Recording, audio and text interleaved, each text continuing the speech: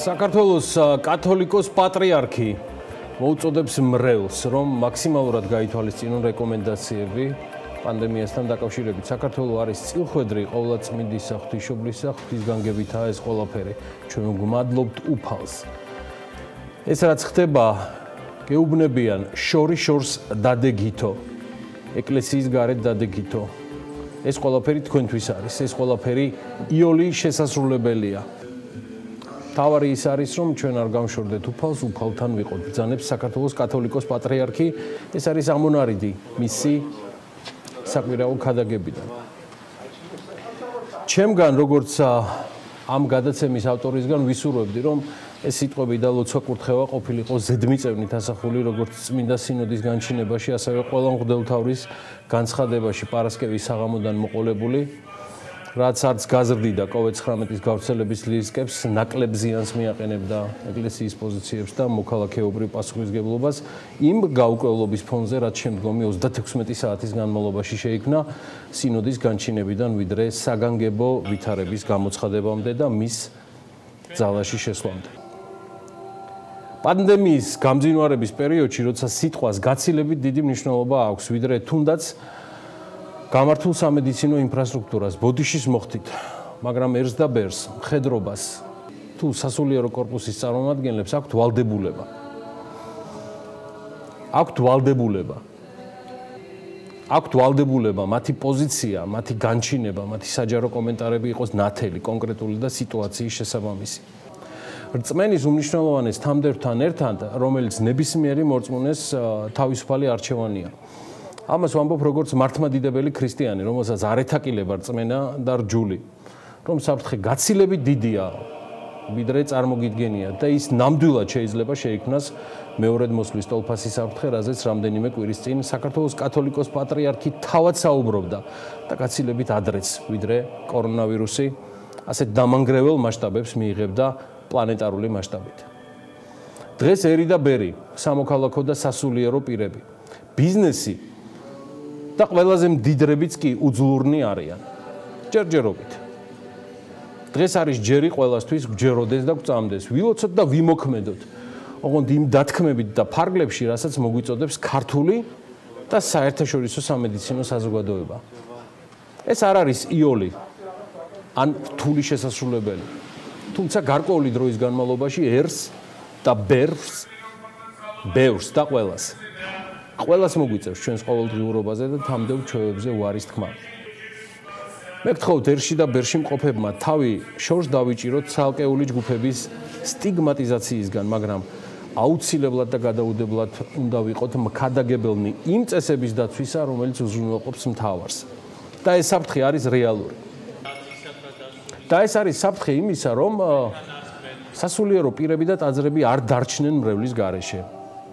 და ქვეყნის ეკონომიკამ შეინარჩუნოს გადასახადის გადამხდელები, მოქმედი ბიზნესები და მეწარმეები. აი ამ უკანასკნელისთვის წინ კიდევ უამრავი ბრძოლა გველის. მანამდე კი სახელმძღვანელოდ. დღეს და ადრეც გადასახადის გადამხდელები და მრევლი არის ერთი, ეს საქართველოს მოსახლეობაა, რომელსაც სჭირდება ადეკვატური და სწორი გასაგები და მარტივი გზამკვლევები ყველასგან სამოქმედოდ სრულიად გადაწყობილი ყოველდღიურობისთვის, რადგან სამწუხაროდ ჯერჯერობით მტერი ის კვლავ უჩინარი და საკმაოდ ძლიერია. ამ მტერს ქვია SARS-CoV-2. ეს არის ვირუსის სახელწოდება და დაავადების სახელწოდება არის COVID-19. დილა მშვიდობისა, მე გიორგი ისაკაძე ვარ და BMG-ის გუნდის წევრებთან ერთად წარმოგიდგენთ დღევანდელ 23 მარტის საქმიან დილას. ვიქოქებით და ყველას ბედნიერ დღეს გისურვებთ. დღეს ჩვენ გვაქვს ყველაზე ეფექტური ინსტრუმენტი დავიცვათ დისტანცია და არ აქვს მნიშვნელობა სად იქნება ეს ეკლესიაში თუ სუპერმარკეტში. ასე უპასუხა პრემიერ-მინისტრმა კითხვას, რომელიც გუშინ შუაღამისას უკვე დღეს ღამის პირველი საათისკენ მას დაუსვეს საგანგებო მედია ბრიფინგზე. უშლის თუ არა ეს კორონავირუსის გავრცელებასთან ბრძოლას ხელს. აი ეს იკითხა ჟურნალისტმა, რაზეც პრემიერ-მინისტრმა შემდეგი პასუხი გასცა. რა თქმა უნდა, ეს ხელს შეუშლის იმას, რომ ჩვენ უფრო ეფექტურად გავუმკლავდეთ ამ გამოწვევას. ეს გასაგებია, ეს ეს ჩვეულებრივი მარტივი თემაა, რომ ეს რა თქმა უნდა ხელს შეუშლის.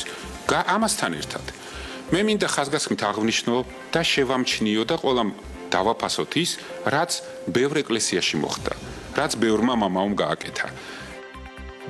მარნეულის და ბოლნისის რაიონები დაიკეტა. ორთავე მუნიციპალიტეტი უმკაცრეს საკარანტინო რეჟიმზე გადადის. ეს იყო მიზეზი პრემიერ-მინისტრის საგანგებო ბრიფინგისა, რის გამოც შუაღამისას ინგოროყვაშვიდში მედია შეიკრიბა. მიზეზი არის შუახნის ქალბატონი, რომელსაც გუშინ კორონავირუსი დაუდგინდა, ის მარნეულიდანაა. პაციენტი ორმხრივი პნევმონიით 4 დღის წინ მარნეულის ჯეოჰოსპიტალსის კლინიკაში მოათავსეს. 22 მარტს კი თბილისში გადმოიყვანეს. მისი ჯანმრთელობის მდგომარეობა განსაკუთრებით მძიმე გახდათ. თემის კონოტაციაც არის საკმაოდ მძიმე. ეს არის გავრცელების შიდა ეტაპზე გადასვლა და ყველა მომზადების მიუხედავად სიტუაცია არის საკმაოდ რთული.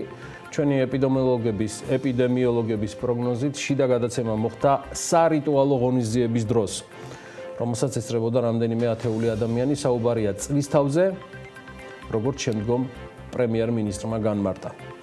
ინფორმაციისთვის უკვე საღამოსკენ შეიქმნა სპეციალური ჯგუფი, არა მხოლოდ მედიკოსების, არამედ სამართალდამცველების, რომლებიც ადგილზე უზრუნველყოფენ მართლ წესრიგს და ამ მუნიციპალიტეტების პროდუქტებით უწყვეტ მომარაგებას, ისევე როგორც სასოფლო-სამეურნეო პროდუქტების მარნეულის და ბოლნისის რეგიონიდან სხვა რეგიონებში გამოტანა მოხდება. ამ ყველაფრის ლოჯისტიკა წესით და რიგით პრემიერის თქმით დაალაგებული და დავალაგებთ ღამის განმავლობაშიო და დილით ყველაზე დიდი დისკომფორტი, რაც ადგილობრივ მოქალაქეებს, ანუ მარნეულისა და ბოლნისის მაცხოვრებლებს ექნებათ, გახლავთ ის, რომ მათ ვერ შეეძლებათ მუნიციპალიტეტის ტერიტორიის დატოვება.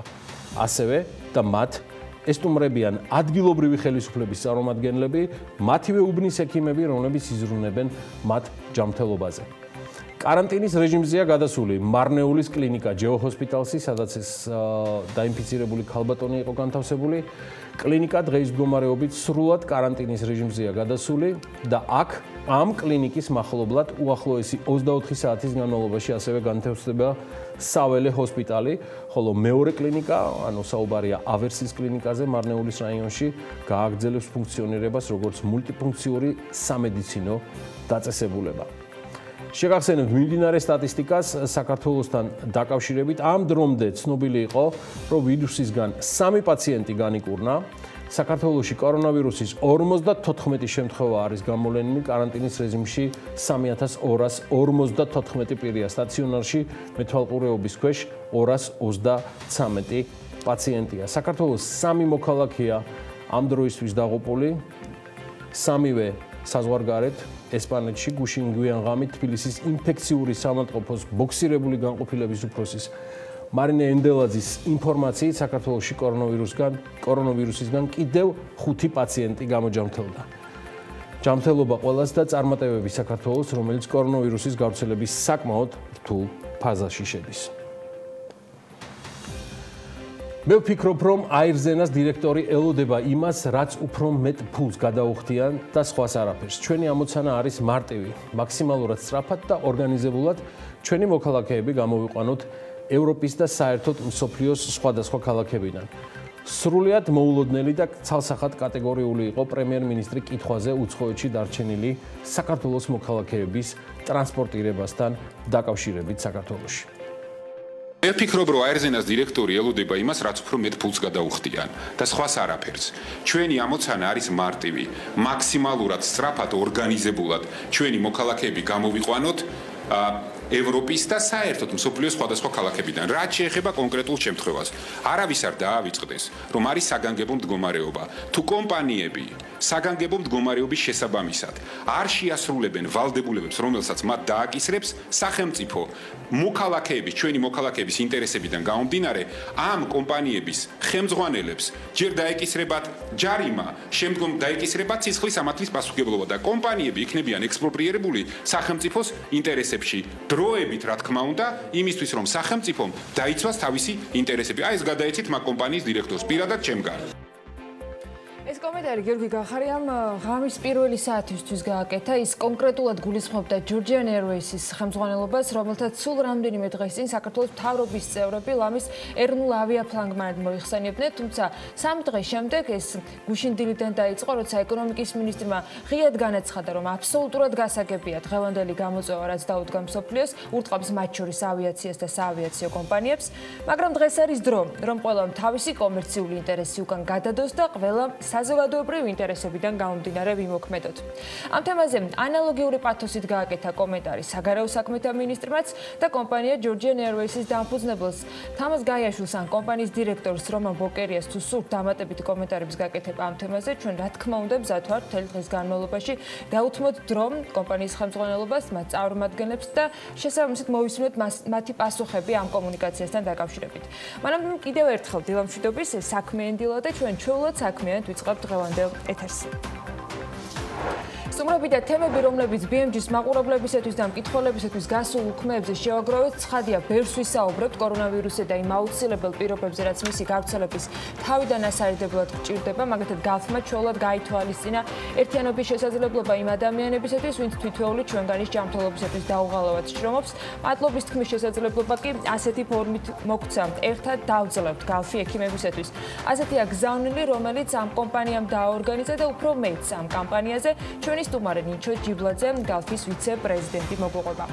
ბევრს ვისაუბრებთ ეკონომიკაზეც და იმ გამოწვევებზე, რაც ეკონომიკას უდგას, ზუსტი პროგნოზების გაკეთება ჭირს და ზუსტი რეცეპტების შეთავაზებაც არავის შეუძლია. და მაინც როგორ ვცდილობთ არსებულ მოცემულობას მოვერგოთ, რა არის პირველი დღის წესრიგში, როგორ მიდის დაანონსებული სამუშაო პროცესი, ვისთვის და როგორ ამოქმედება სესხის თანადაფინანსების კომპონენტი, მიხეილ ხიდურელის სააგენტო საწარმოო საქართველოში ხელმძღვანელი შემოგვიერთდება საქმიან ეთერში. საგანგებო მდგომარეობის მიუხედავად ბიზნესის ნაწილი ცდილობს არ გაჩერდეს და უსაფრთხოების ყველა წესის დაცვით, თუნდაც მინიმალური, მაგრამ მაინც წვრილი შეიტანოს ეკონომიკის მუშაობაში. კომპანია დიოს მაგალითზე მოგიყვებით, როგორ ახერხებს ის კორონავირუსის გავრცელებასთან ბრძოლის რეჟიმში ოპერირების გაგრძელებას, თამას დაუშულთან დიოს აღმასრულებელ დირექტორთან გვექნება დისტანციური საუბარი დღევანდელი ეთერის ფარგლებში. რა უფლებები ეზღუდებათ დასაქმებულებს და დამსაქმებლებს საგანგებო მდგომარეობის პირობებში, როგორ წესრიგდება ფორს-მაჟორში სამართლებრივი საკითხები, სამართალი და ეკონომიკა. საქმიანი დილას რუბრიკას ფარგლებში იურისტი დავით კლდიაშვილი თამთა ივანიშვილს უმასპინძლებს. კორონავირუსმა ცხადად დაგვანახა, რომ თანამედროვე ტექნოლოგიები და მომავლის პროფესიები დღეს იმაზე მნიშვნელოვანი და მოთხოვნადია, ვიდრე მაგალითად ის გუშინ იყო. როგორ ადაპტირდა განათლების სფერო და როგორ გადაეწყო, თუნდაც ქუთაისის საერთაშორისო უნივერსიტეტის სტუდენტების პირველი ნაკადის მიღების სამზადისში. მენეჯმენტის პროგრამის ხელმძღვანელი ნათია ზედგენიძე მოგვიყვება დეტალებს. განათლების ახალისება ყოველთვის მნიშვნელოვანია და ახალგაზრდული სამეწარმეო პოტენციალის მობილიზებისათვის ფონდი კრისტალი, USAID-ის, ჯორჯიასა და ფინანსური ჩართულობის ორგანიზაცია კრისტალის მხარდაჭერით დაავადებათა კონტროლისა და საზოგადოებრივი ჯანმრთელობის ეროვნულ ცენტრთან თანამშრომლობით ონლაინ ჰაკათონს უწევს ორგანიზებას. დეტალებით არჩილ ბაკურაძე, ფონდი კრისტალის გამგეობის თავმჯდომარე გვიერთდება. ეკონომიკის მინისტრის განცხადებით ამასობაში მსოფლიო გამოწვევა ურტყამს მათ შორის საავიაციო კომპანიებს, მაგრამ დღეს ყველამ თავისი კომერციული ინტერესი უნდა გადადოს საზოგადოებრივი ინტერესებიდან გამომდინარე. ავიაცია მთელ მსოფლიოში უდიდესი გამოწვევის წინაშეა. ამ ფონზე რისი უფლება აქვთ გაუქმებული ფრენების მგზავრებს გიორგი მოლოდინაშვილი და მისი სტუმარი არჩილ ცერცვაძე, Sky Lawyer-ის მმართველი პარტნიორი აგვიხსნიან დეტალურად.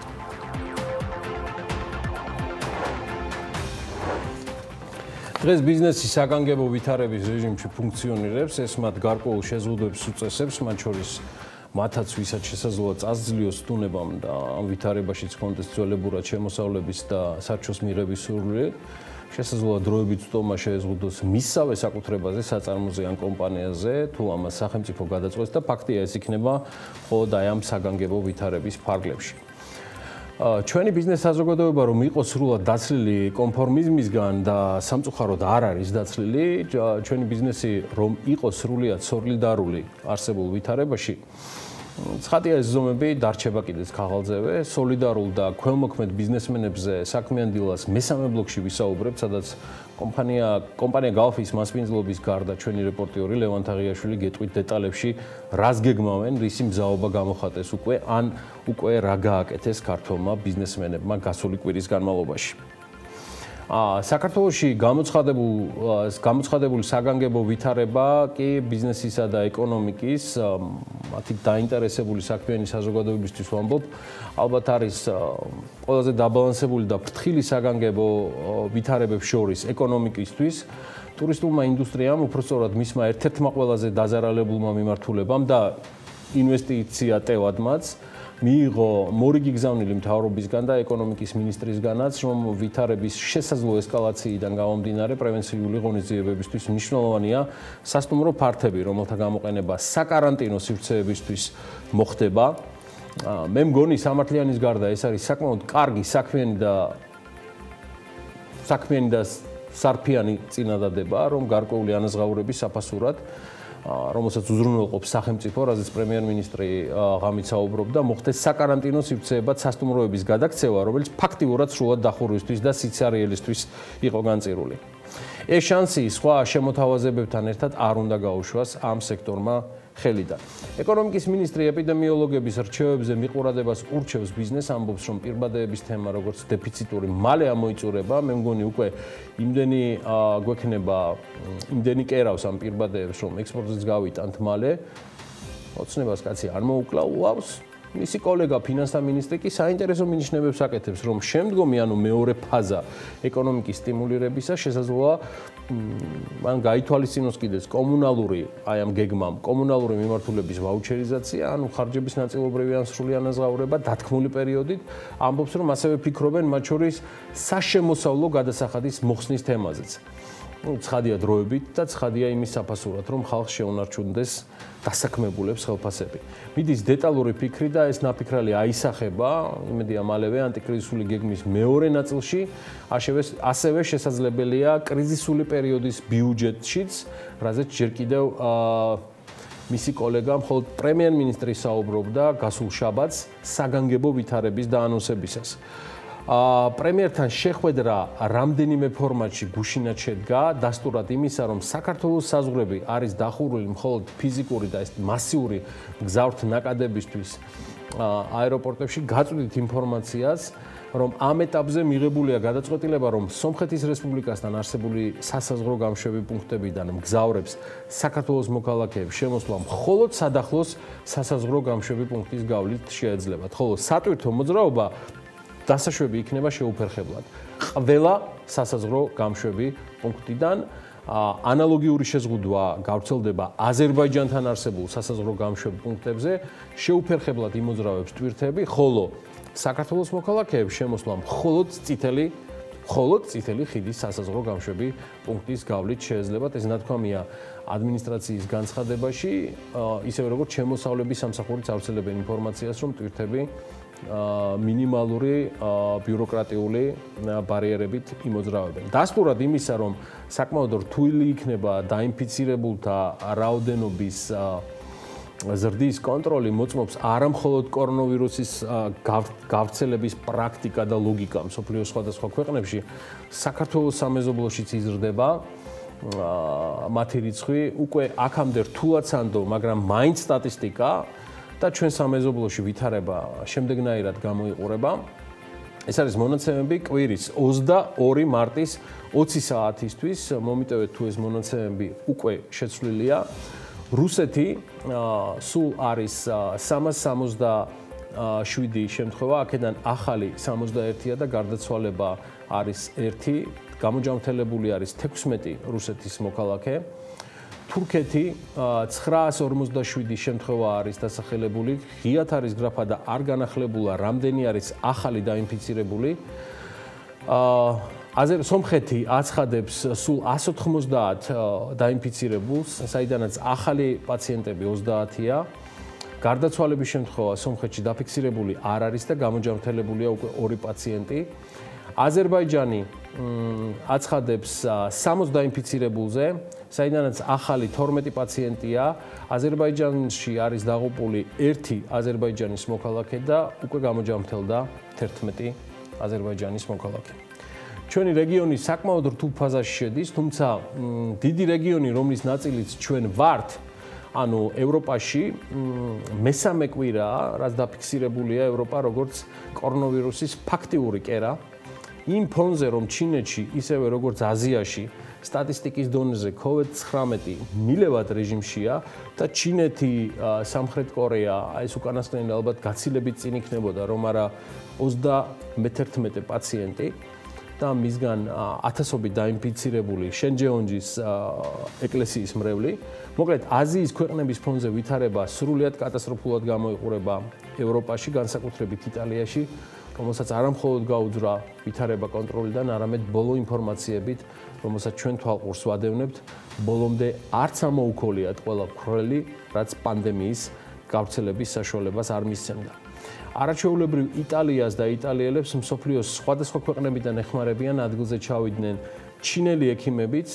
ვიდეო, რომელსაც ახლა შემოგთავაზებთ, ერთ-ერთი დასტურია საკმაოდ რთული ვითარებისა იტალიაში, რომელიც აღწერს მიზეზებს, თუ რატომ შეიქმნა შუაგულ ევროპაში ესეთი ტრაგიკული ვითარება.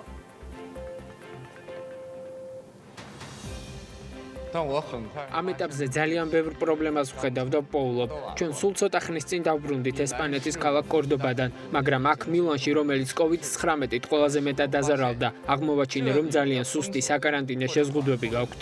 საზოგადოებრივი ტრანსპორტი კვლავ აგრძელებს მუშაობას. ხალხი კი ქუჩებში ისევ მოძრაობს და ისინი სასტუმროებშიც იკრიბებიან. ასევე შევხვდი ძალიან ბევრ ადამიანს, რომელიც პირბადეს არ იყენებს. მე მართლა ვერ ხვდები, რაზე ფიქრობთ.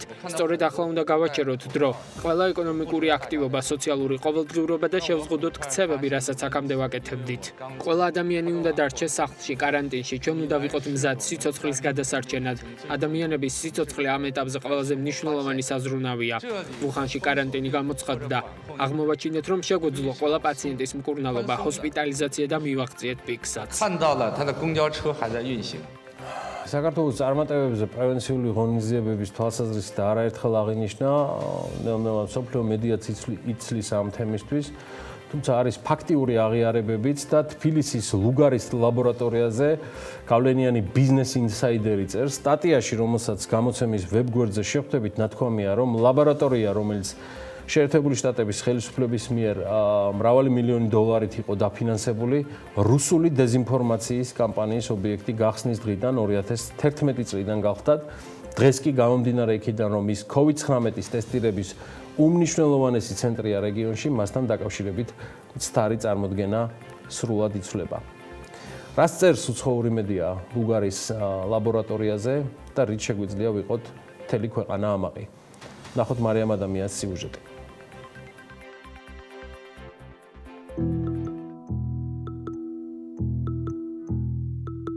პოლიტიკოსები თუ საზოგადოების ის ნაწილი, რომელიც ლაბორატორიის ირგვლივ არსებულ შეთქმულების თეორიებს ეხმრობოდნენ, დღეს თვალნათლივ ხედავენ ამ ობიექტის ფუნქციონირების მნიშვნელობას.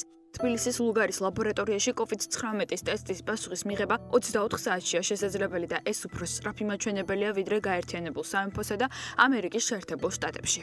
თუმცა წლების განმავლობაში რუსული დეზინფორმაციის კამპანიის ფარგლებში ვრცელდებოდა უარგუმენტო ცნობები იმის შესახებ, რომ ამერიკა ლაბორატორიის შენობაში საშიშ ექსპერიმენტებს ატარებდა, რაც ადგილობრივი მოსახლეობისთვის საზიანო იყო. მეტიც, COVID-19-ის გავრცელებასთან ერთად მას შემდეგ, რაც ის ირანშიც დაფიქსირდა, რუსული მედია ავრცელებდა ინფორმაციას იმაზეც, რომ თბილისში მდებარე ლუგარის ლაბორატორია ავრცელებდა კორონავირუსს ბიოიარაღის წარმოების ამერიკის შეერთებული შტატების საიდუმლო პროგრამის ფარგლებში. აქამდე კი რუსული მედია იუწყებოდა, რომ დაწესებულებამ C-ჰეპატიტთან დაკავშირებული საიდუმლო ტესტირების ფარგლებში 30 ადამიანი მოკლა. ბიზნეს ინსაიდერის თქმით, ამ მოსაზრებებსა და ლუგარის ლაბორატორიასთან დაკავშირებულ უარგუმენტო ბრალდებებს ბევრი მიმდევარი ჰყავდა, მათ შორის ქართული პოლიტიკური სპექტრის წარმომადგენლებიც, თუმცა დღეს, როცა თბილისის ლუგარის ლაბორატორია კორონავირუსის ინფექციასთან ბრძოლის ერთ-ერთი მნიშვნელოვანი წერტილია, როგორც ჩანს, ასეთი რადიკალურად განწყობილი პოლიტიკოსებისა და მოქალაქეების დამოკიდებულებაც იცვლება.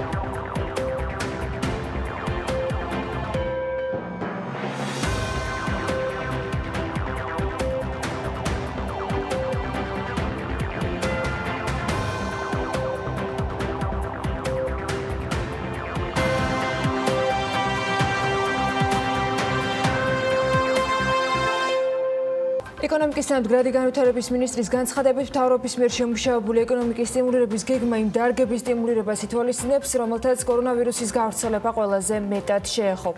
შემოსავლების სამსახურის ხელმძღვანელი ლევან კაკავა მეწარმე სუბიექტებს, რომლებიც ტურისტულ სექტორში საქმიანობენ და შექმნილი ვითარების გამო შეჩერება მოუწოდებთ მთავრობის მიერ დაწესებული შეღავათებით ისარგებლონ და შესაბამისი მიმართვიანობა უზრუნველყონ. ვიზიარი ფრენების შეჩერების ვადას 20 აპრილამდე ზრდის კომპანიის ინფორმაციით სამგზავრო შეზღუდვები COVID-19 პანდემიის გავრცელებისა და თავიდან აცილების მიზნით არის გამოწვეული. ლიბერტის ინფორმაციით 70 წელს გადაცილებულ პენსიონერებს შესაძლებლობა ექნებათ აპრილის პენსიები წინასწარ მიიღონ. კომუნიკაციების კომისია მობილური და ფიქსირებული მომსახურების მიმწოდებელ კომპანიებსა და მაუწყებლებს მოუწოდებს ქვეყანაში შექმნილი ვითარებიდან გამომდინარე სრული დატვირთვით იმუშაონ. რამდენიმე დღის წინ სოციალურ ქსელში დავწერე კიდეც და ამ ეთერშიც კიდევ ერთხელ მინდა ვთქვა ის რაც ალბათ ერთ-ერთი ყველაზე მნიშვნელოვანი არის კორონავირუსული ინფექციის გავრცელების ფონზე. ყველა უნდა ვიცოდეთ რომ ავადმყოფობა ზოგადად არ ტეხავს. კორონავირუსი თუ გაქვს არ ტეხავს. ვირუსის დაფიქსირების შემთხვევაში ამის ხმამაღლათქმაც არ ტეხავს. ადამიანების ინფორმირებულობაც არ ტეხავს. სხვების ჯანმრთელობის გაფრთხილებაც არ ტეხავს. უპასუხისმგებლობა, ტყუილი, კარანტინიდან გამოპარვა, სავალდებულო იზოლაციის დარღვევა. აი ეს ძალიან ტეხავს და დანაშაულია. აუცილებელი და მნიშვნელოვანია საზოგადოების შეთანხმება იმაზე, რომ თუ გვინდა რაც შეიძლება მალე, რაც შეიძლება ნაკლები ინფიცირების შემთხვევებით, რაც შეიძლება ნაკლები დანაკარგით უნდა გადავიტანოთ ეს პროცესი და უნდა გავუფრთხილდეთ ერთმანეთის ჯანმრთელობას. არ დავმალოთ ავადმყოფობის სიმპტომები და არ დავმალოთ ინფორმაცია, იმიტომ რომ ამით ჩვენს გარშემო მყოფებს დავიცავთ. რაც უფრო მეტ ადამიანს დავიცავთ, რაც უფრო მალე გავუმკლავდებით კორონავირუსის გავრცელებას, მით ნაკლებად დაზარალდება ეკონომიკაც და მით მეტი იქნება შანსი იმის, რომ მალე დაუბრუნდეთ სამუშაო პროცესს. ეს კი ნიშნავს იმას, რომ უფრო ნაკლებს დაკარგავს ჩვენი ეკონომიკა, უფრო ნაკლებად გაღარიბდება ქვეყანა და თითოეული ადამიანი ამ ქვეყანაში. იქამდე ყველას გვჭირდება, რომ ვიყოთ პასუხისმგებლიანები ჩვენი და ჩვენს გარშემო მყოფი ადამიანების წინაშე და მაქსიმალურად შევამციროთ სოციალური აქტიურობა. დავრჩეთ სახლში და ვიმუშაოთ დისტანციურად, თუ ამის თუნდაც ყველაზე მცირე შანსი მაინც არსებობს. აუცილებლად უნდა ვიმუშაოთ ონლაინ და დისტანციურად, თუ ეს შესაძლებელია. ეს ყველას გვჭირდება და ძალიან სჭირდება ამ ქვეყნის ეკონომიკასაც, რომლის გამოწვევებზეც გადაწყობილ ბიუჯეტს სწორ თუ მცდარ გზებზე თქვენ უფრო დიდი სიამოვნებით მოგიყვებით და მოგასმენთ ამბებს, ვიდრე თუნდაც ახალ დაინფიცირებულთან დაკავშირებით სტატისტიკის გაზიარება.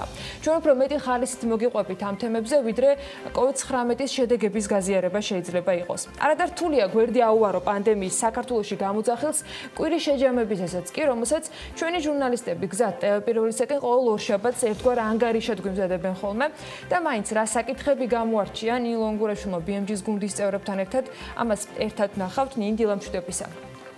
დილა მშვიდობისა, გიორგი, ანა, მივესალმებით საქმიანი დილის მაყურებელს, მე ახლა მივუახლოვდები ლევან თაღიაშვილს და მარიამ ადამიანს და სწორედ მათთან ერთად შევაჯამებთ განვლილ კვირას, მოგეხსენებათ სწორედ განვლილი კვირა იყო, კვირის ბოლო იყო, როცა სახელმწიფომ საგანგებო მდგომარეობა გამოაცხადა ქვეყანაში და აი ამ მოვლენებზე და ვითარებებზე სწორედ მათთან ერთად ვისაუბრებ ახლა საკუთარ ავტომობილში. დილა მშვიდობისა. სამივე ვიცავთ უსაფრთხოების წესებს და იმ რეკომენდაციებს. კი, ხელზე დასხმულია. ხელზე დასხმულია, კი. სადეზინფექციო ხსნარი, ასე რომ წავედით სამსახურისკენ. მაგრამ დავიწყოთ მოდი საგანგებო მდგომარეობით.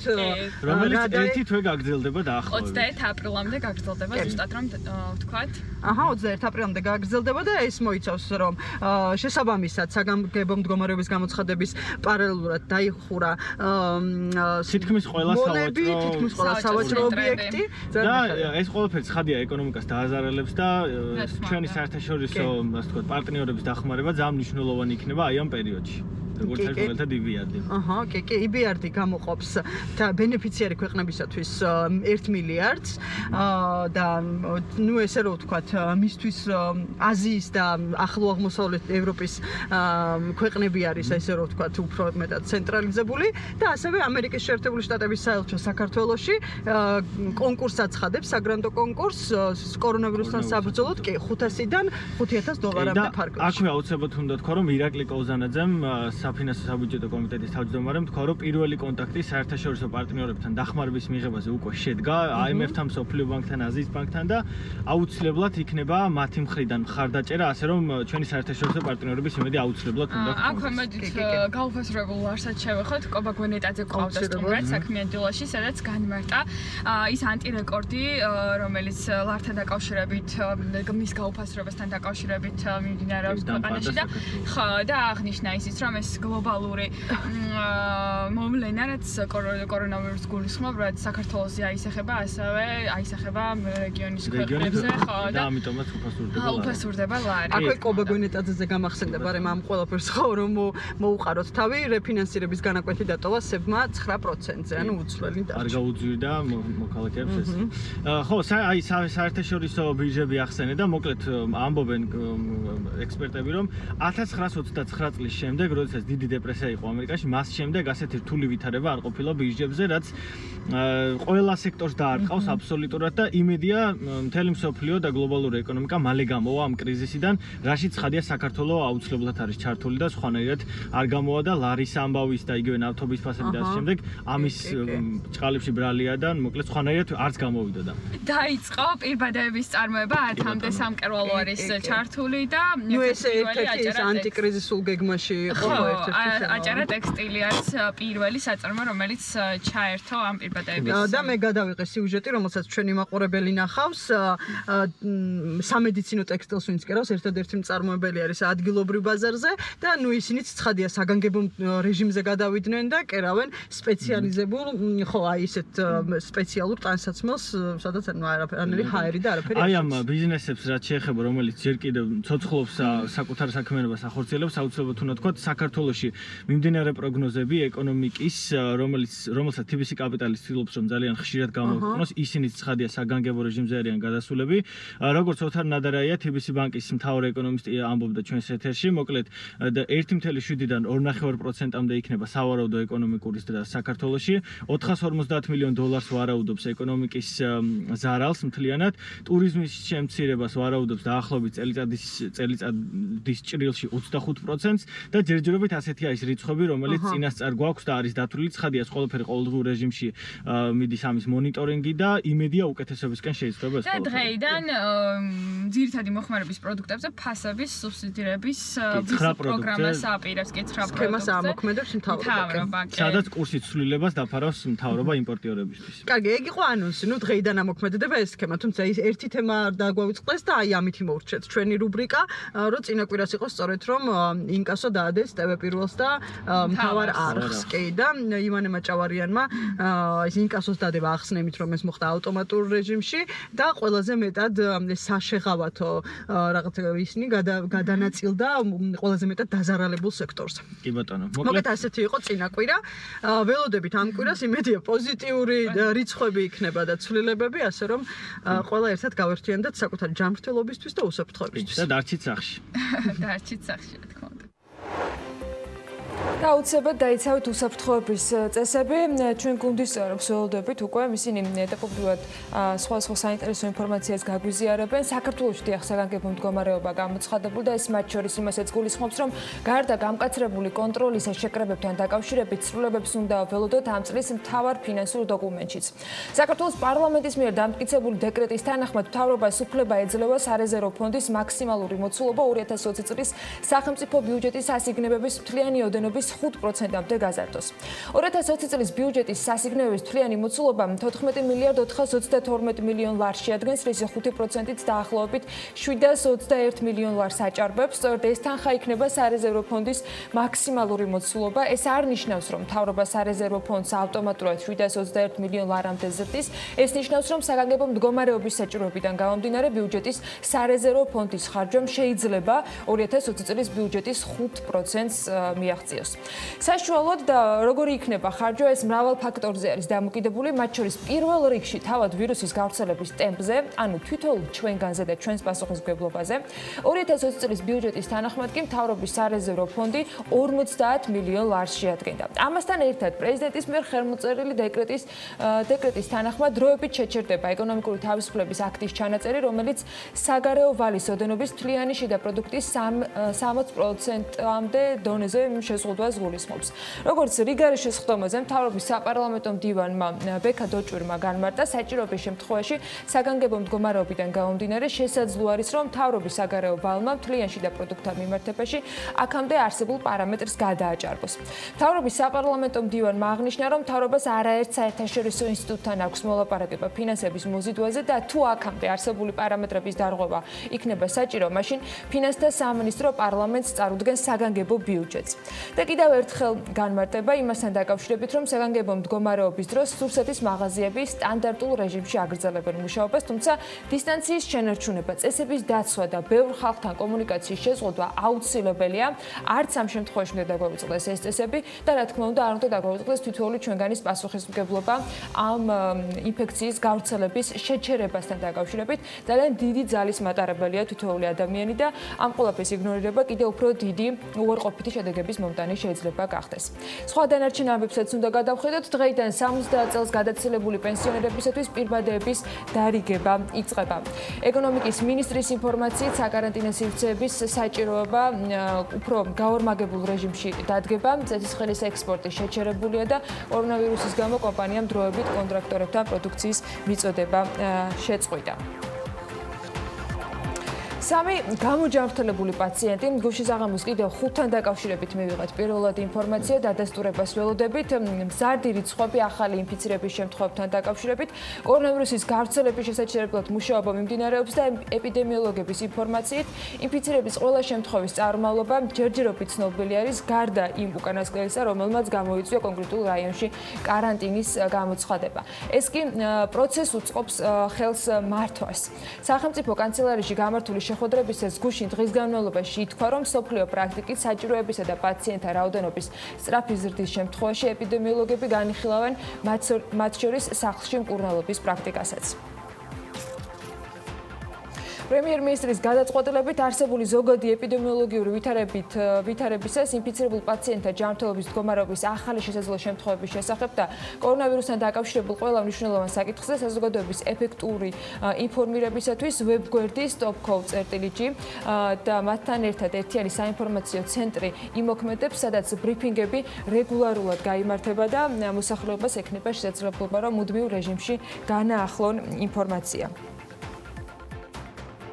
ასევე ამ ეტაპზე მიღებულია გადაწყვეტილება, რომ სომხეთის რესპუბლიკასთან არსებული საზაზღვრო გამშვები პუნქტებიდან მგზავრებს საქართველოს მოქალაქეებს შემოსვლა მხოლოდ სადახლოს სასაზღვრო გამშვები პუნქტის გავლით შეეძლება. სატვირთო მოძრაობა დასაშვები იქნება შეუფერხებლად ყველა სასაზღვრო გამშვები პუნქტიდან.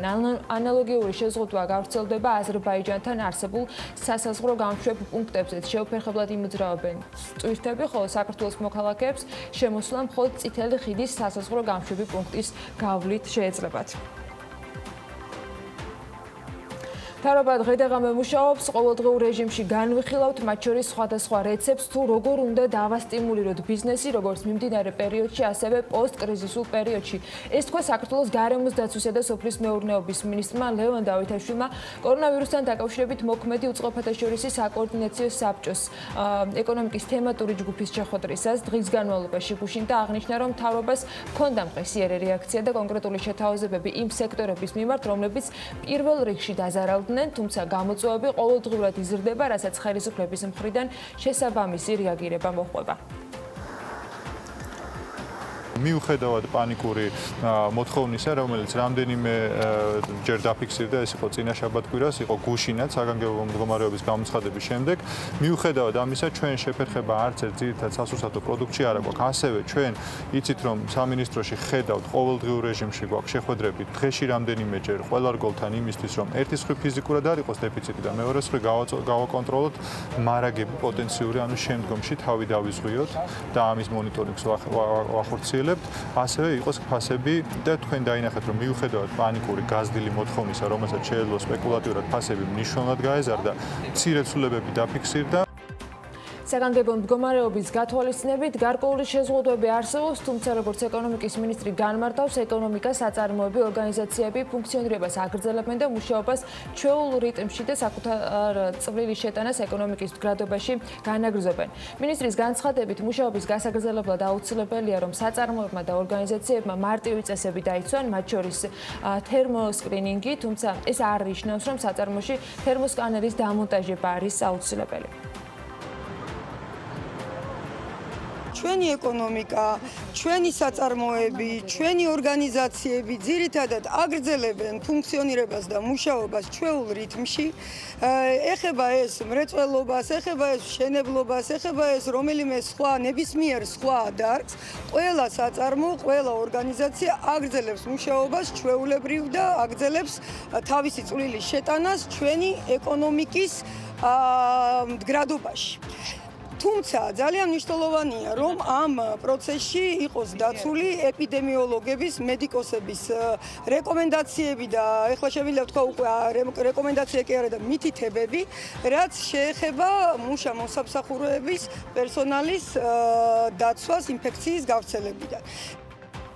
საქართველოს ეკონომიკის მოცულობა 50 მილიარდია. საქსტატის მონაცემებზე დაყრდნობით შეგვიძლია ვთქვათ, რომ 2019 წელს თვლიანი შიდა პროდუქტის მიმდინარე ფასებში 12%-ზე მეტად გაიზარდა ის და 50 მილიარდს გადააჭრა, რაც იყო 17 მილიარდ 700 მილიონი დოლარი. თვლიანი შიდა პროდუქტის ზრდა წინა წელთან შედარებით იყო 5.1%, ხოლო დეფლატორის პროცენტული ცვლილება 6.6%-ით განისაზღვრა.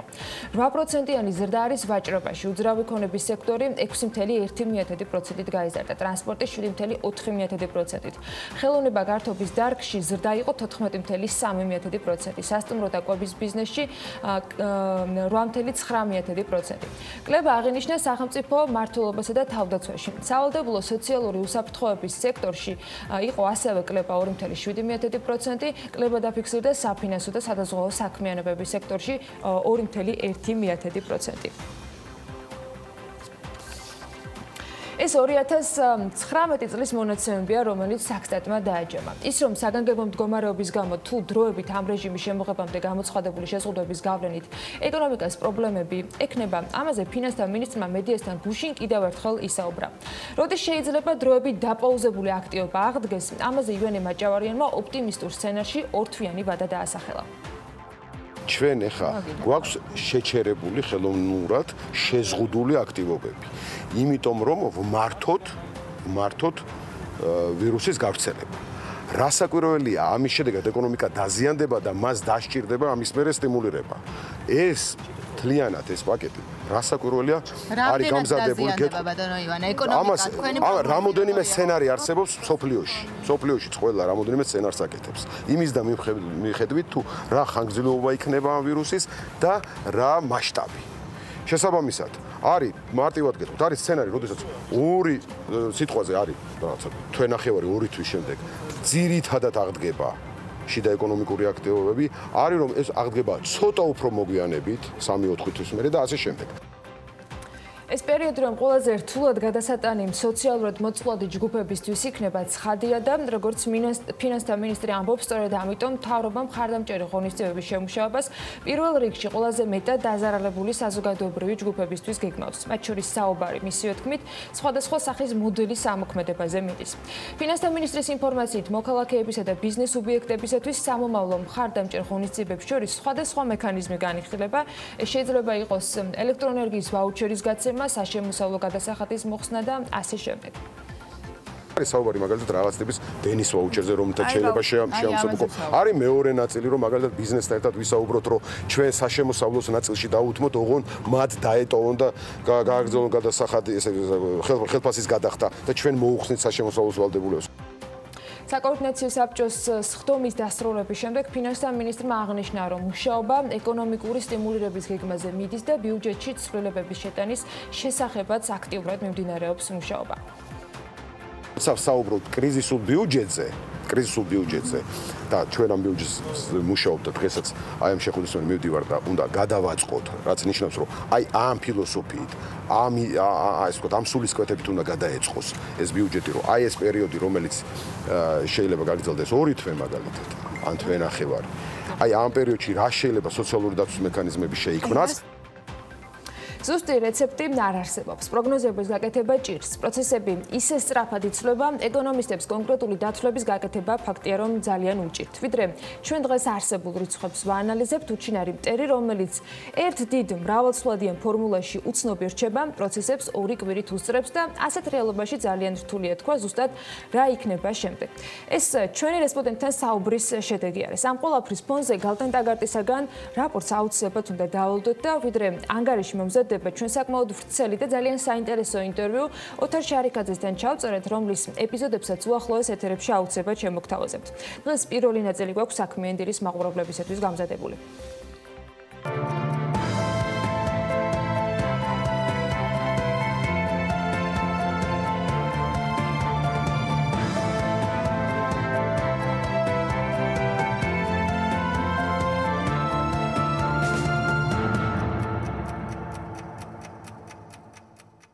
პირველში უნდა ითქვას, რომ საკმაოდ არაორდინალური სიტუაცია არის, ანუ გლობალურად როცა ეკონომისტს ეკითხებიან, რომ აი რა პროგნოზს აკეთებ, ეკონომისტს უყვარს თქვა, რომ ან რაღაც ისტორიულ პარამეტრებს აკეთებს, ან რაღაცა პარალელებს ავლებს და უყურებს, თქვა რამ გამოიწვია კრიზისი ვეძებთ, ანუ რა შეიძლება შემაფერხებელი იყოს შემდეგი ზრდის.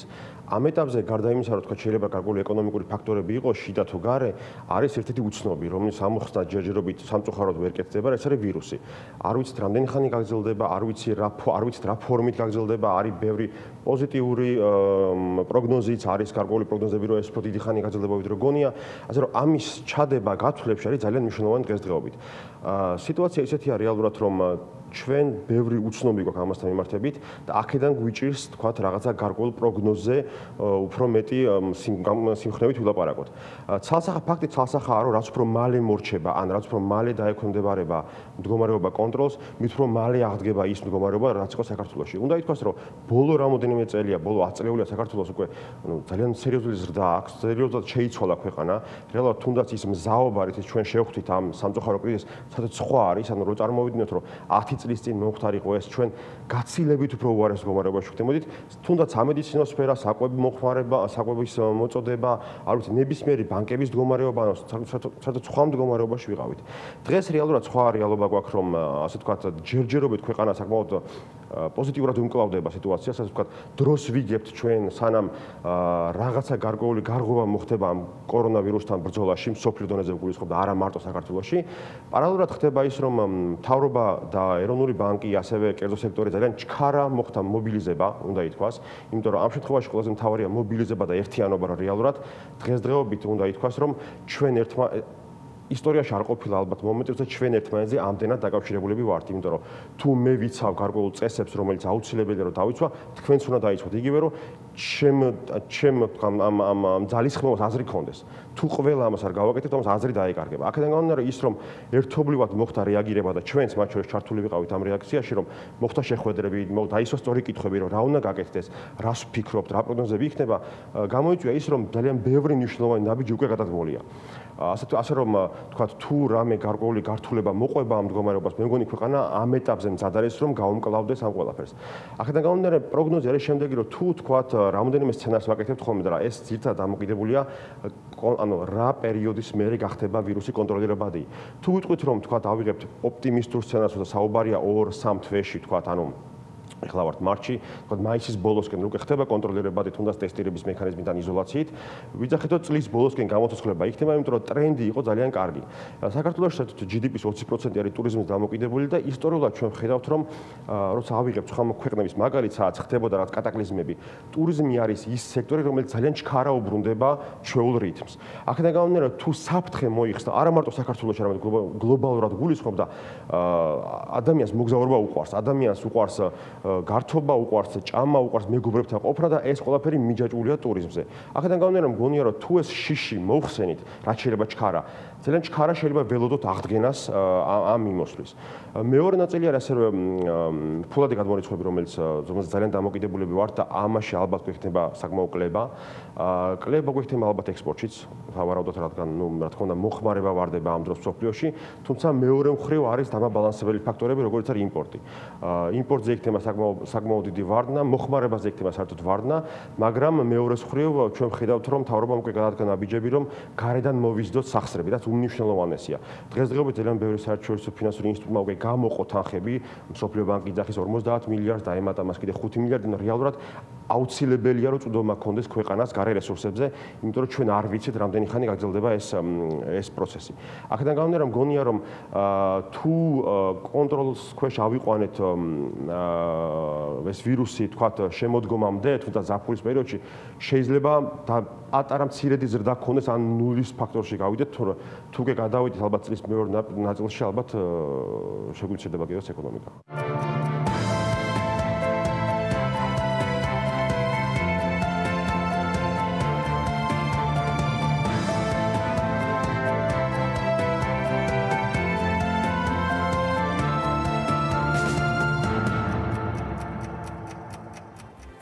ძალიან საინტერესო ინტერვიუს დანარჩენ ნაწილებს საქმიანი დილის მაყურებლებს აუცილებლად მალე შევთავაზებ, თუმცა რაც ძალიან მნიშვნელოვანი გზავნილი იყო ჩემთვის, გალდის კორპორატიული კლიენტების აქტიურობას ინარჩუნებენ და პროცესი ამ მხრივ არ ჩერდება, როგორც უთერ შარიკაძემ გითხრა, ამ თემაზე და კიდევ ძალიან ბევრ სხვა საინტერესო კითხვებზე პასუხებს აუცილებლად შემოგთავაზებთ. ამასობაში ბირჟებს კვლავ რთული სიტუაცია აქვს, დაცემულია ინდექსები მთელი მსოფლიოს მასშტაბით. ზოგიერთი ანალიტიკოსი იმასაც ამბობს, რომ ეს სიტუაცია 1929 წლის დიდ დეპრესიაზე უარესით შეიძლება აღმოჩნდეს. ამ ყველაფრის გათვალისწინებით ბუნებრივია ქართული კომპანიებისათვის თვალყურის დევნება და მონიტორინგი ყოველკვირეულად მნიშვნელოვანია.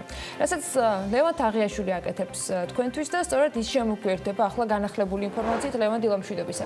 დილა მშვიდობის, ანა მევსალმოთ ჩვენს მაყურებელს. საქართველოს საფონდო ბირჟა ოფიციალური ვებგვერდის განცხადებით 20 მარტიდან სრულად გადავიდა დისტანციურ რეჟიმზე და ყველა ოპერაციას უწყვეტად განაგრძობს უკვე ონლაინ. გულწრფელად გითხრათ, ველოდი რომ ძალიან მცირე რაოდენობის გარიგებები იქნებოდა გასული ერთი კვირის განმავლობაში დადებული, თუმცა საბედნიეროდ ასე არ აღმოჩნდა.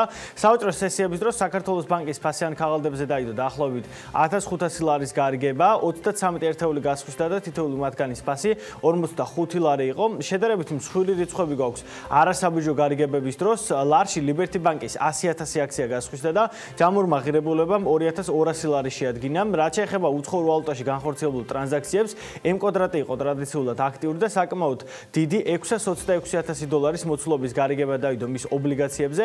ეს კი დღევანდელი კურსით 2 მილიონ ლარზე მცირედით მეტია.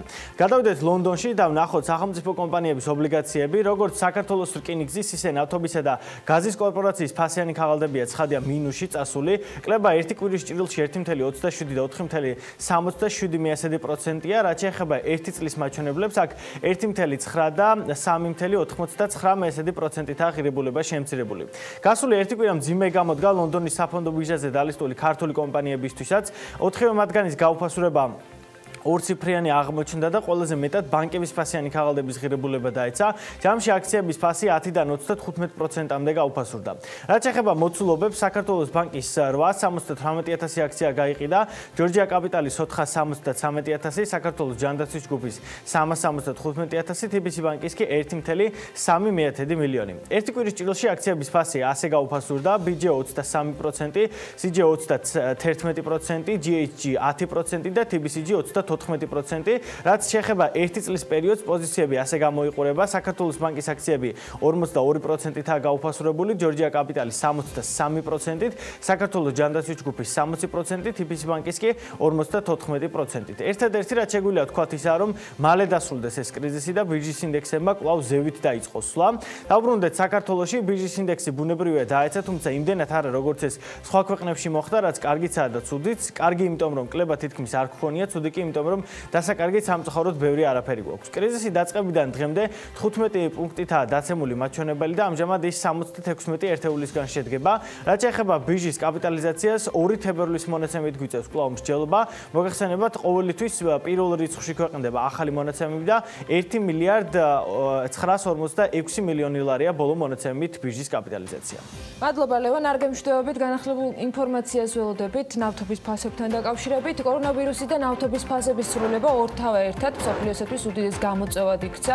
მთავარი მაინც COVID-19-თან გამკლავებაა და ერთიანობა, რომელიც ფაქტობრივად ერთადერთი იარაღია იმისთვის, რომ პანდემია ყველა ქვეყანაში ეპიდემიურ მდგომარეობამდე არ მივიდეს. არსებული შემთხვევების ლოკალიზებისათვის და თითოეული ადამიანის ჯანმრთელობის შესანარჩუნებლად უმნიშვნელოვანეს ყველაზე დიდ როლს ექიმები თამაშობენ, რომელთაც მხარში დგომა პირველ რიგში ჩვენი სიფრთხილით და შეკრებებისგან მაქსიმალურად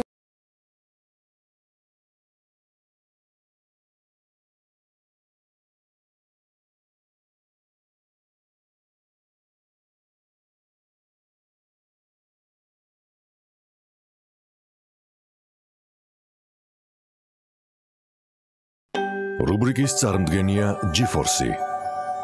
ევრო 5-ის სტანდარტის საწვავის საქართველოში.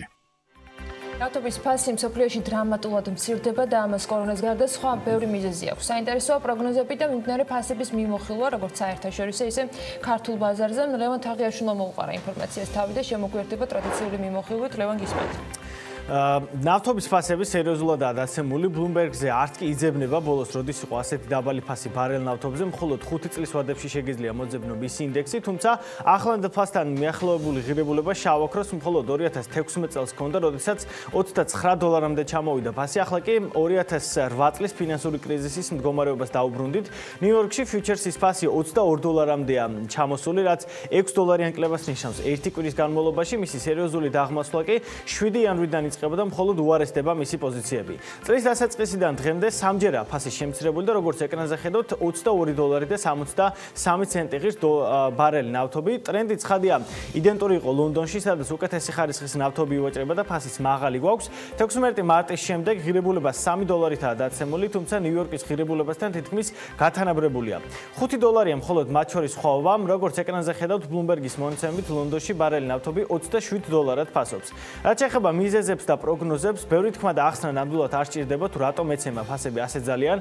კორონავირუსი ვერც ნავთობი გადაურჩა, თუმცა პროგნოზები იმაზე ბევრად საინტერესოა, ვიდრე ერთი შეხედვით ჩანს. ჩემთვისაც რთული დასაჯერებელი იყო, როდესაც oilprice.com-ის მიმოხილვას ვკითხულობდი, სადაც პირდაპირ ნახსენები, რომ შეიძლება ნავთობის ღირებულება ბარელზე $5-ზეც კი ჩამოვიდეს. ცხადია, ანალიტიკოსები ყველაზე პესიმისტურ სცენარებს განიხილავენ, მაგრამ მსგავსი დაშვება ნამდვილად არსებობს და არ გეჩვენებათ. ცხადია, ინფორმაცია Bloomberg-ზეც გადავამოწმეთ და ნამდვილად არსებობს კვლევები, რომელიც მსგავს სცენარს განიხილავს. ვირუს რუსეთისა და ოპეკის დაპირისპირებაც ემატება, რაც დამატებით წნეხს ნიშნავს ნავთობის ფიუჩერსზე და როგორც ანალიტიკოსები ამბობენ, უარესი მხოლოდ წინაა სამწუხაროდ. რა ხდება ამ დროს საქართველოში? მიუხედავად იმისა, რომ ნავთობის ფასი სამჯერაა შემცირებული, არ ამგონია კლება სერიოზული იყოს ჩვენს ქვეყანაში, რამე თუ ლარის კურსიც მკვეთრად უფასურდება და ბოლო ტრენდს თუ გავითვალისწინებთ, საერთაშორისო ფასებს გარკვეულწილად ეს ყველაფერი აბალანსებს. მიუხედავად ამისა, კომპანიები აქცენტს ლოიალურ მომხმარებლებზე აკეთებენ და მაგალითად, სოკარს და გალს 20 თეთრიანი ფასდაკლებები აქვთ ყველა პროდუქტზე. ოღონდ მხოლოდ ლოიალური ბარათის არსებობის შემთხვევაში შეძლებთ მის გამოყენებას. საბოლოო ჯამში ფასები ასეთი გვაქვს. ყველაზე ძვირადღირებული პრემიუმის ტიპის ბენზინი ვისოლშია და მისი ფასი $2.55 თეთრია, რეგულარი კი ვისოლსა და გალფში ღირს ყველაზე ძვირი. რაც ეხება იაფ საწოლს, ლუკოილი კვლავ ასე პოზიციონირებს ბაზარზე და დაბალი ფასებით შესაბამისად მასთან გვაქვს ასეთი იყო ნავთობისა და ბენზინის ფასების მიმოხილვა. ლევან, სამასობაში კომპანია გალფმა ექიმების დახმარებისათვის სპეციალური ფონდი შექმნა, რაც გულისხმობს იმას, რომ 19 მარტიდან 19 აპრილის ჩათვლით გალფში ჩასხმული თითოეული ლიტრი საწვავიდან 5 თეთრი კამპანიის ფონდში ინაცვლებს, რომელიც გადაუნაწილდება ყველა იმ ექიმს თუ ექთანს, რომლებიც ყოველდღიურ რეჟიმში ჩართულები არიან COVID-19-ის დაძლევის პროცესში. ამ კამპანიისათვის სპეციალური პლატფორმა ექიმებისთვის წერტილი შეიქმნა, სადაც ყველას შეუძლია ლაივ რეჟიმში თანხის შეგროვების პროცესს ადევნოს თვალი. სამყარო რთული ახალი რეალობის წინაშე აღმოჩნდა, მაგრამ არსებობენ ჩვენი დროის გმირები. ისინი, ვინც ამ რეალობაში თავდაუზოგავად იბრძვიან ჩვენი ჯანმრთელობისთვის. სწორედ ამიტომ თქვენთან ერთად ვიწყებთ კამპანიას გალფი ექიმებისთვის. 19 აპრილის ჩათვლით გალფ კლუბის ბარათით ჩასხმული თითოეული ლიტრი საწვავიდან 5 თეთრი გადაირიცხება კამპანიის ფონდში და თანხა გადანაწილდება ყველა იმ ექიმსა თუ ექთანზე, ვინც ჩართულია ვირუსის დაძლევის პროცესში. ჩვენ ერთად დავძლევთ გალფი ექიმებისთვის. გალფმა ჩვეულად გაითვალისწინა მერთიანობის შესაძლებლობა და იმ ადამიანებისთვის, ვინც თითოეული ჩვენგანის ჯანმრთელობისათვის დაუღალავად შრომობს, მადლობის თქმის შესაძლებლობა ასეთი ფორმით მისცა. ერთად დავძლევთ გალფი ექიმებისათვის ასეთი გზავნილი, რომელიც კომპანიამ დააორგანიზა და უფრო მეც ამ კამპანიაზე ჩვენი სტუმარი გვეტყვის ნინჩო ჯიბლაძე, გალფ საქართველოს ვიცე-პრეზიდენტი გვერდება საქმიანი დილის ეთერში. მე ბოლო მონაცემებს გავაცნობ ამასობაში ჩვენს მაყურებელს. 32418 ლარია შეგროვებული. ნინჩო, მე მგონი საკმაოდ კარგი ტემპით მიდის ამ თანხის შეგროვება პროცესი, უფრო მეტი მოგვიყევი კამპანიასთან დაკავშირებით და მადლობა იმის, რომ დილიდან ხარ ჩვენთან ეთერში.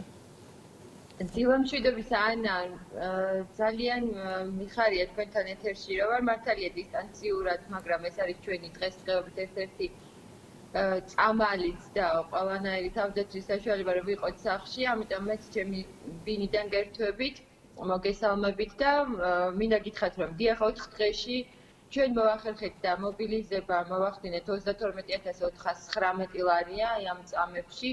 ასე არის ჩვენს ეკრანებზე ekimebistuis.g. გალფის ეს აქცია იმსახურებოდა მხოლოდ ერთ მიზანს, რომ იმ ekimeებს, რომლებიც არა მხოლოდ ekimeებს, არამედ მთელ მედპერსონალს, ყველა იმ ადამიანს, ვინც ჩართული იქნება უშუალოდ ავადმყოფობის კურნალობაში იმ ადამიანების, რომლებსაც დაემართათ და დაემართებათ ალბათ მომავალშიც COVID-19-ის ინფექცია. ეს ადამიანები არ არიან ცოტა და არ აკეთებენ პატარა საქმეს, არამედ დღეს მათზე არის ჩვენი ბედი დამოკიდებული, ისინი ჩემთვის პირადად და ალბათ მთელი სამყაროსთვის არიან გმირები. და სწორედ აი ამიტომ გადავწყვიტეთ, რომ ეს თანხა, რომელსაც მოვახდენ, რომლის მობილიზებასაც ჩვენ მოვახდენთ, გაგვენაწილები აკუმულირებული იყო ერთ ფონდში და 19 მარტიდან 19 აპრილის ჩათვლით, რა თანხად შეგროვდება, მთლიანად გადანაწილდება იმ ექიმებზე, ექიმებზე თუ სხვა მედპერსონალზე, რომელსაც უკვე მოგვაწვის შესაბამისი უწყებები, მოგვაწვის თქვენ ასეთ აქციებზე გაქვთ ხოლმე კონკრეტული სქემა. ეხლა ბოლოს ახსენე კიდეც, რომ ეს იქნება მოწოდებული ინფორმაციაზე დაყრდნობით ამ თანხის განაწილება. ვისთან იქნება კომუნიკაცია, რა ფორმით იქნება კომუნიკაცია და როგორ ფიქრობთ გადანაწილებას, ვინ არიან ობიექტები, ვისთანაც იქნება ეს პროცესი გავლილი? ჩვენ გქონდა კომუნიკაცია ბატონ ამირან გამყრელიძესთან, ბატონ სერცვაძესთან, სავარაუდოდ ეს ადამიანები მოახდინეს ექიმების უკვე სიის წარდგენას ჩვენთვის, რომლებიც უშუალოდ ამ პროცესში იქნებიან ჩართული, მე დარწმუნებული ვარ, რომ მათ უწყებებთ ესია ისეთი გამჭვირვალობით ექნება წარდგენილი და იქნებ სამართლიანად, რომ ამის საერთოდ ამაზე ორი საპოლიტიკაც არ არსებობს. ბოლომდე ვენდობით ამ ხალხს და დაველოდებით ამ სიას.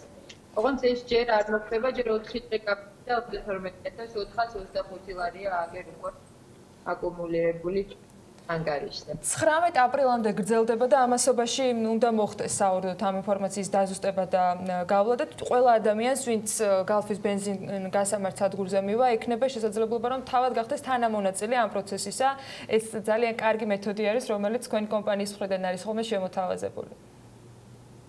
კი, ეკა, ნამდვილად, რა ვიცი, ჩვენ მაქსიმალურად მოუწოდებთ ადამიანებს არ დატოვონ სახლი და არ გავიდნენ არსად და ერთადერთი მართლა როგორც თავიდან აღნიშნეთ, თავდაცვის მექანიზმი დღესდღეობით და სხვისი დაცვით სახლში დარჩენა უბრალოდ არიან ისეთი ადამიანები, რომელსაც უწევთ გასვლა და მანქანა არის მეტნაკლებად უსაფრთხო ტრანსპორტი გადაადგილებისთვის, ვისაც ამის საშუალება აქვს, საწვავს, მაინც აცხავს საწვავის. ანუ ჩვენ ბენზინ გასამართ სადგურში რა თქმა უნდა არ დაიკეტა, არის სრულად მობილიზებული. გვაქვს სხვადასხვა აქციები, მაგალითად ეხლაც 20 თეთრი აკრდება ლიტრზე ყველა ჩვენი გალფ-კლუბის წევრისთვის და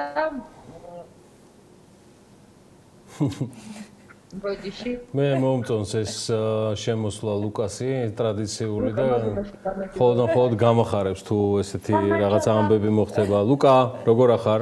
მოგესალმებით. როგორ ხარ? როგორ მიდი შენი ვიდეო გაკვეთილები? რაღაცის აღება უნდა და გაკვეთილებისთვის ემზადება. ძალიან კარგი. კომპანიის მუშაობის პროცესი როგორ მიდის ნიჩო? მიუხედავად იმისა, რომ ვიცით, რომ მეზი გასამართი სადგურები სრულად მუშაობს, როგორც მივხვდით, თქვენ ასე დისტანციურ რეჟიმზე ხართ გადასულები.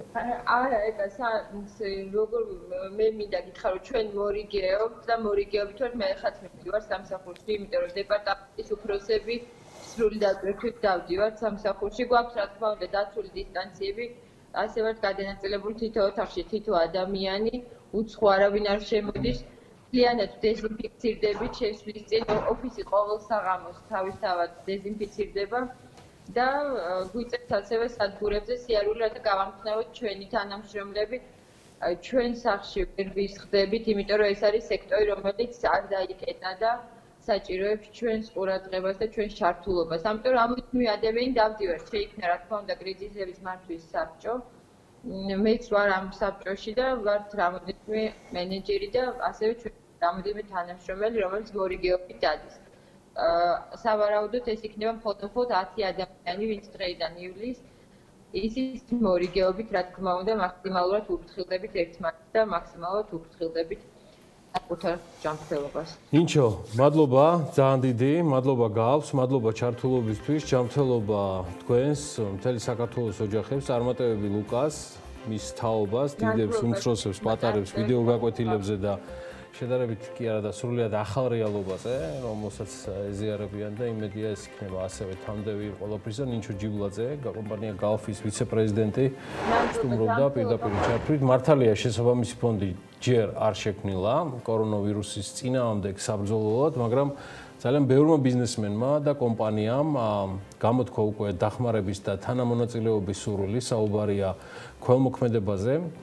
ლევან თაღიაშვილმა მოუყარა მათ ინიციატივებს თავი, ის კვლავ გვიერთება საქმიანი დილის ეთერში, ამჯერად მე მივესალმები და ბედნიერ დღეს უსურვებ და პრინციპში აქ არის ალბათ ჯერ კიდევ ნაწილი, რაც ჩვენთვის ხილულია და ცნობილი არის, მაგრამ გარკვეული სურათის დადება უკვე შეგვიძლია. ლევან, გისმენ ყურადღებას. ხადია მხოლოდ ნაწილს შევახსენებთ მაყურებელს, არა მხოლოდ საქართველოში, მთელი მსოფლიოს მასშტაბით დაწყებულია საქველმოქმედო კამპანიები, რათა გლობალურმა ეკონომიკამ და დაზარალებულმა ადამიანებმა შეძლონ პანდემიასთან ბრძოლა. საქართველოშიც უკვე გამოჩნდნენ ადამიანები, რომლებიც გამოთქვამი მზაობას დაეხმარონ სახელმწიფოს, მაგალითად, კომპანია Coca-Cola ბოთლეს ჯორჯიამ და პირადად თემურ ჭყონიამ დაავადებათა კონტროლის ცენტრს საჩუქრად ავტომობილი გადასცა. სამშენებლო კომპანია არქის დამფუძნებლის ილია წულაიას განცხადებით, კომპანია გამოყოფს 30,000 ლარს კორონავირუსთან ბრძოლაში დასახმარებლად, რომელიც შესაბამის ფონდსა თუ ორგანიზაციაში გადაირიცხება. მან იქვე დასინა, რომ თანამშრომლების 80% იმუშავებს დისტანციურად, თუმცა აღნიშნული არ ეხება მშენებლობის პროცესს. ყველა მშენებლობაზე სრულად დაცულია უსაფრთხოებისა და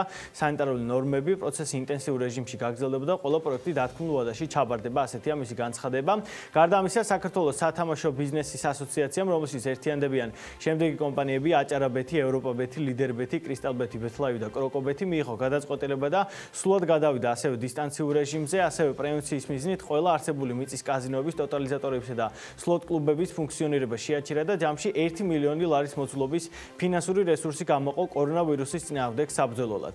სიას შეუერთდა კახა უქრიაშვილი, მსურს დავაფიქსიროთ ჩემი როგორც ერთი მოქალაქის მხარდაჭერა საქართველოს ხელისუფლებისა და მოსახლეობის მიმართ და მზად ვარ ფონდს, რომელიც სპეციალურად კორონავირუსის წინააღმდეგ საბრძოლველად იქმნება, შევწირო 300,000 ლარის ოდენობის თანხა, ამბობს PSP-ს დამფუძნებელი და დეპუტატი. დეველოპერულმა კომპანიამ არსი ინფექციურ საავადმყოფოს ასევე 2 ავტომობილი გადასცა. ამის შესახებ Facebook-ში კომპანიის ერთ-ერთმა დამფუძნებელმა ირაკლი როსტომაშვილმა დაწერა. იცით ალბათ, რომ დაწყებულია კამპანია, სადაც მსხვილი სუპერმარკეტები მონაწილეობენ და დროებით ასაქმებენ იმ ადამიანებს, რომლებმაც სამსახური დაკარგეს. Carrefour-ი, ნიკურა სუპერმარკეტი, სპარი, დავით ტატიშვილის კლინიკა და კიდევ სხვები არიან მისი მონაწილეები.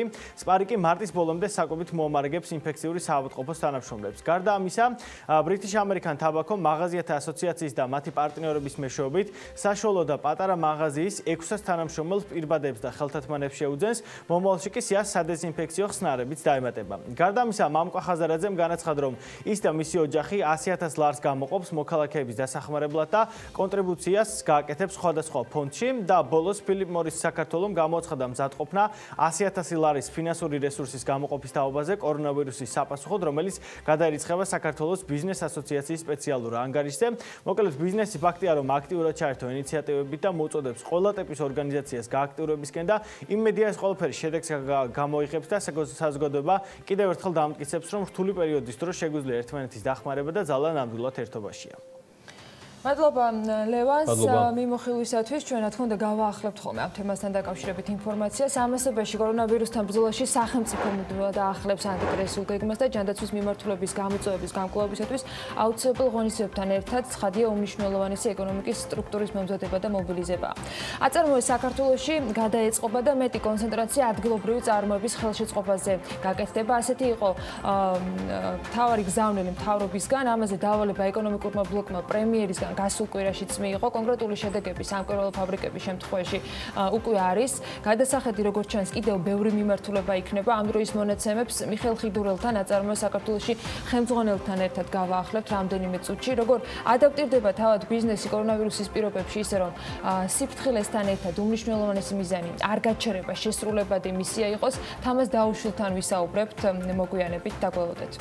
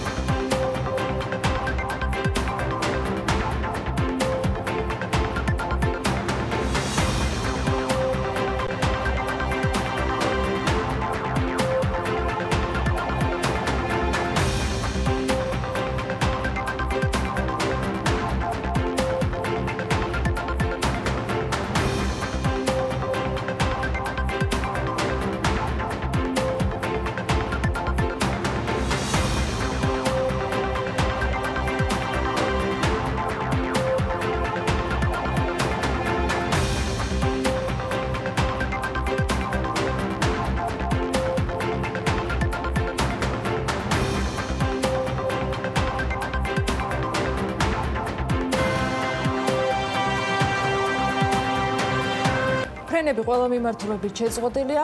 ავიარეისებს მხოლოდ ავიაკომპანია Georgian Airways შეასრულებს, ისიც მთავრობის კოორდინაციით. საგარეო საქმეთა მინისტრის ინფორმაციით, ამ კვირის დასაწყისში ბერლინიდან მოქალაქეების ჩამოსაყვანად შესაბამისი რეისია დაგეგმილი. მთავრობის გადაწყვეტილებით სასაზღვრო გამშვებ პუნქტებზე დამატებითი საკარანტინე ზონები მოეწყობა. შემოსავლების სამსახური მეწარმე სუბიექტებს, რომლებიც ტურისტულ სექტორში საქმიანობენ და დროებით დაპაუზება მოუწიათ შექმნილი მდგომარეობის გამო, მოუწოდებენ, რომ მთავრობის მიერ დაწესებული შეღავათებით ისარგებლონ. ლევან კაკავას განცხადებით, მთავრობის მიერ დაწესებული შეღავათებით სარგებლობისათვის მეწარმე სუბიექტებმა შემოსავლების სამსახურს სპეციალური ფორმით უნდა მიმართონ. ამისთვის აუცილებელია, რომ შესაბამის სამსახურს სპეციალური ფორმით დაუკავშირდნენ, რათა მათ მიმართ არ განხორციელდეს დავალიანების გადახდევინების უზრუნველყოფის ღონისძიებები. განმარტავს ლევან კაკავა. ბოლო რამდენიმე თვეა ტელემაუწყებლები ნებაყოფლობით არ იხდიდნენ გადასახადებს, რის გამოც მათგან გადასახადის ამოღება ინკასოს დადების გზით ხდებოდა, განაცხადა ფინანსთა მინისტრმა უწყებათა შორის საკოორდინაციო საბჭოს ხდომის შეხვედრის დასრულების შემდეგ და აღნიშნა, რომ საუბარი იმაზე, რომ რომელიმე ორგანიზაციას ინკასო სპეციალურად დაადეს, აბსოლუტური სპეკულაციაა. რამდენიმე კვირის წინ წარუადგინეთ ის პაკეტი შეღავათების გადასახადების გადავადების კუთხით შეღავათების ის პაკეტი, რომელიც ეხებოდა იმ სექტორს, რომელიც ყველაზე უფრო დაზარალდა, ეს თქო წინა ხაზზე იყო ამ ეპიდემიური კრიზისის დასაწყისში და შესაბამისად თქო ეკონომიკური კრიზისის დასაწყისში. შეგახსენებთ ეს იყო ქონების და საშემოსავლოს გადასახადის გადავადება 1 ნოემბრამდე მიმდინარე წლის. ამისთვის მას უნდა მიემართათ ელექტრონულად შემოსავლების სამსახურისთვის შეეცოთ ფორმა და შესაბამისად მათ ინკასო არ დაედებოდათ. სხვა ყველა დანარჩენი სფერო ჩვეულებრივად ავტომატურად ეს თქვა ფუნქციონირებს და შესაბამისად ეს ინკასოს დადებაც ავტომატურად ხდება. ამიტომ აქ არანაირად ტელევიზია ან რამე სხვა ნებისმიერი კომპანია არანაირ გამონაკლის არ წარმოადგენს. ჩვენ უნდა შევთავაზოთ კიდევ დამატებით სექტორებს დამატებითი საკომპენსაციო ან სტიმულის ზომები. ამ ეტაპზე ტელევიზიებს აქვთ აბსოლუტურად იგივე ადგილი იმ ეკონომიკის სექტორში, როგორც ყველა დანარჩენ ბიზნეს სუბიექტს. სახელმწიფო ბიუჯეტში მნიშვნელოვანი ცვლილებები განხორციელდება სხვადასხვა კუთხით, გარკვეული გადაჯგუფებებია დაგეგმილი, განსაკუთრებით სოციალური მიმართულებით. ეს პარლამენტის საფინანსო საბიუჯეტო კომიტეტის თავმჯდომარე ირაკლი კოვზანაძემ კორონავირუსთან დაკავშირებით მოქმედი უწყებათაშორისი საკოორდინაციო საბჭოს ეკონომიკური ჯგუფის შეხვედრის შემდეგ თქვა, რომელიც პრემიერ-მინისტრ გახარიას ხელმძღვანელობით მთავრობის ადმინისტრაციაში შედგა. ირაკლი კოვზანაძე ამბობს, რომ შეხვედრაზე განხილული იყო საგანგებო ბიუჯეტის დეტალები, რომელზეც მუშაობა მიმდინარეობს. საუბარია დახმარებათა პაკეტზე, უმუშევრად არჩენილი ადამიანებისათვის, ასევე ჯანდაცვაზე. მთავრობა შესაბამის მხარდამჭერ ღონისძიებებზე მუშაობს, საგანგებო მდგომარეობა მთავრობას აძლევს საშუალებას წარმოადგინოს საგანგებო ბიუჯეტი და მოიხსნას გარკვეული შეზღუდვები, მათ შორის მთავრობის სარეზერვო ფონდთან დაკავშირებით, განმარტავს კოვზანაძე და აღნიშნავს, რომ ამ კუთხით მთავრობას პარლამენტის მხარდაჭერა ექნება. სამშენებლო სამუშაოების შეზღუდვასთან დაკავშირებით რეკომენდაციას არ ვიძლევით, ეს ვიცე-პრემიერმა მაია ცქიტიშვილმა პრესკონფერენციაზე თქვა. მისი განცხადებით სამშენებლო სამუშაოების მიმდინარეობაში შეფერხება არ არის. ჩვენ სამშენებლო სამუშაოების შეზღუდვასთან დაკავშირებით რეკომენდაციას არ ვიძლევით, რადგან ექიმებთან და ეპიდემიოლოგებთან კონსულტაცია გვაქვს და ვართ დარწმუნებული იმაში, რომ ამ სფეროში ვირუსის გადაცემის რისკები არის ბევრად უფრო დაბალი ვიდრე სხვაგან, რადგან სამუშაოები მიმდინარეობს ღია სივრცეში და გვაქვს საშუალება, რომ ამ სფეროს მივცეთ ფუნქციონირების საშუალება, ამბობს მინისტრი.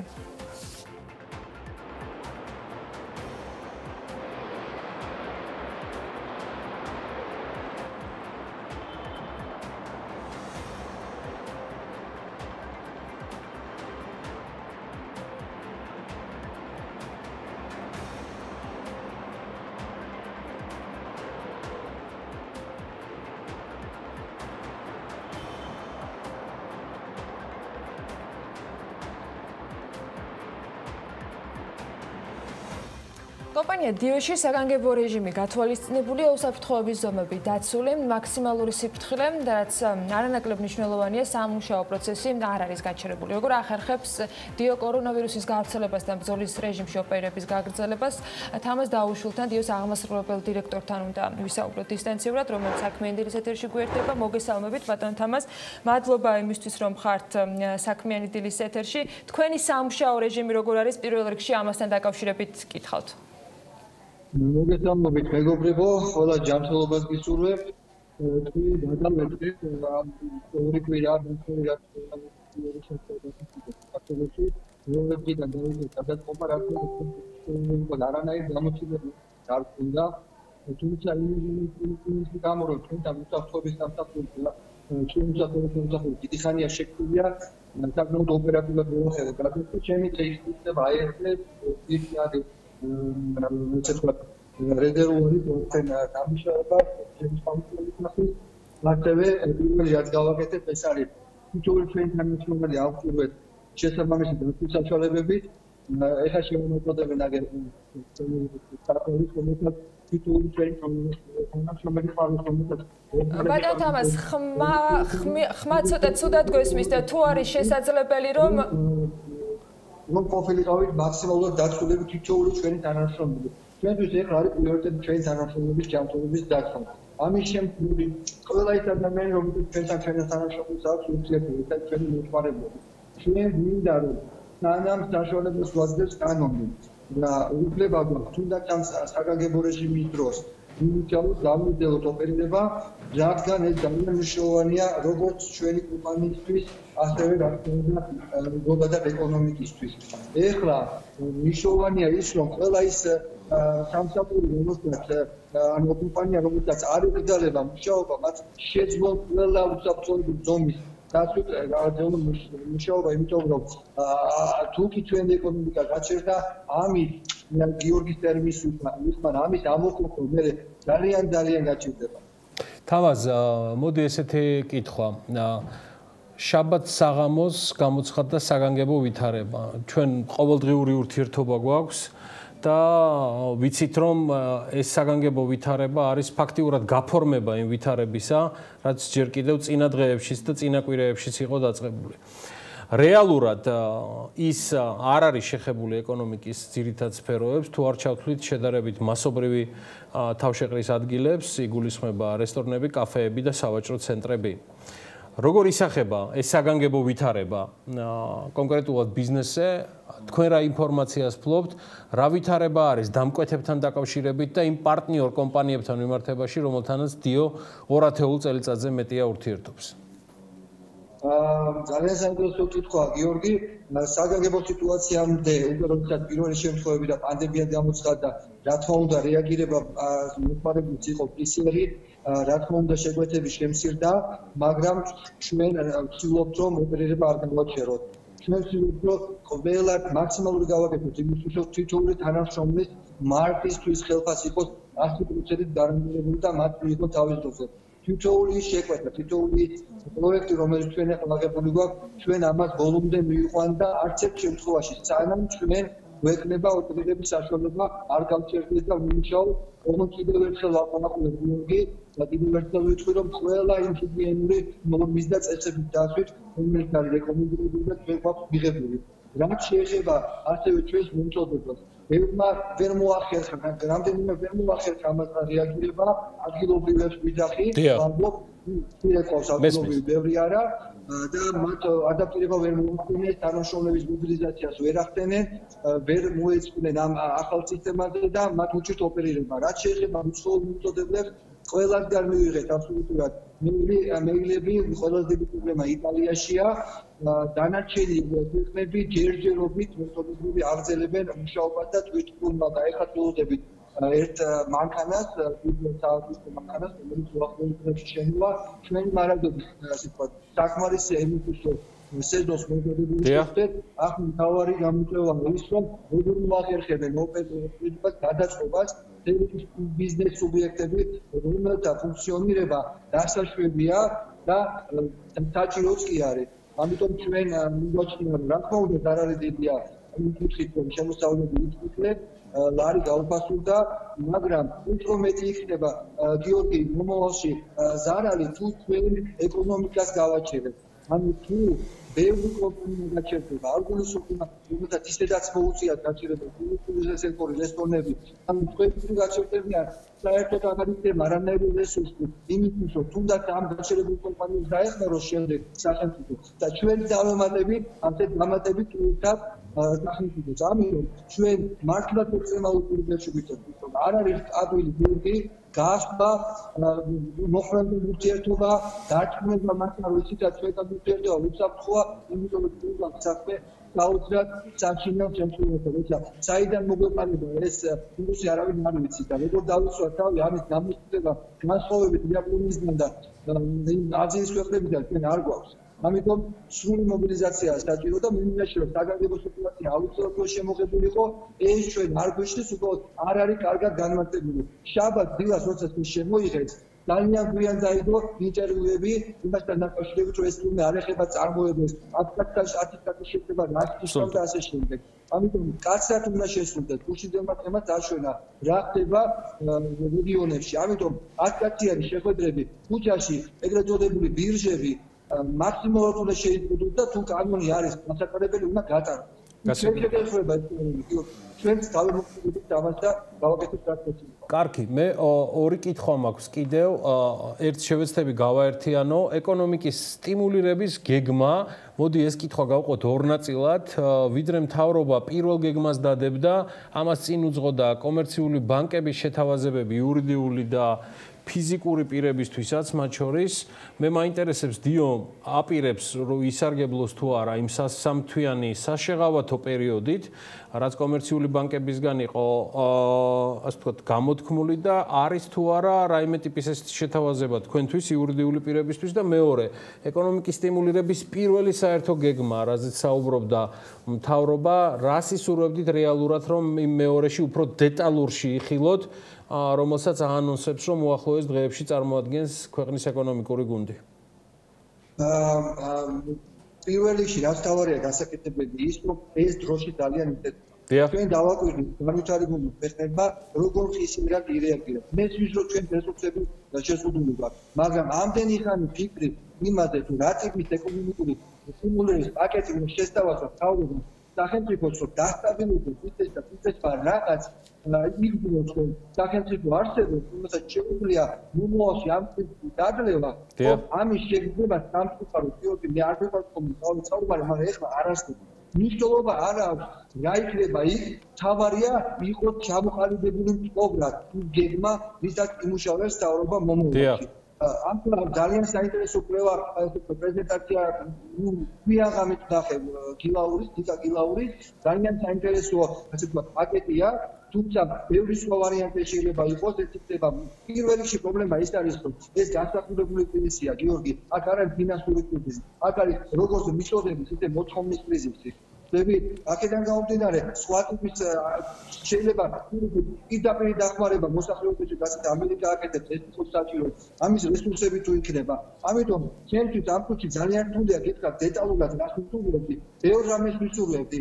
ოღონდ ეს იყოს ჩამოყალიბებული, გააზრებული ექსპერტების მიერ, შეჯერებული და დროულად დადებული და გამოქვეყნებული. მე მქონდა ჩემ კოლეგას ბიზნესმენთან საუბარი და ძალიან დიდი გაუწევია. ბანკებმა თავისი საქმე დააკეთეს და მადლობა მასთვის, ძალიან დიდი მადლობა. ჩვენ გასულიდან ვისარგებლეთ, იმიტომ რომ გვაქვს და ამცირებას გამოვიყენებთ, მაგრამ ველოდებით უფრო მეც თავრობთ. გასაგებია.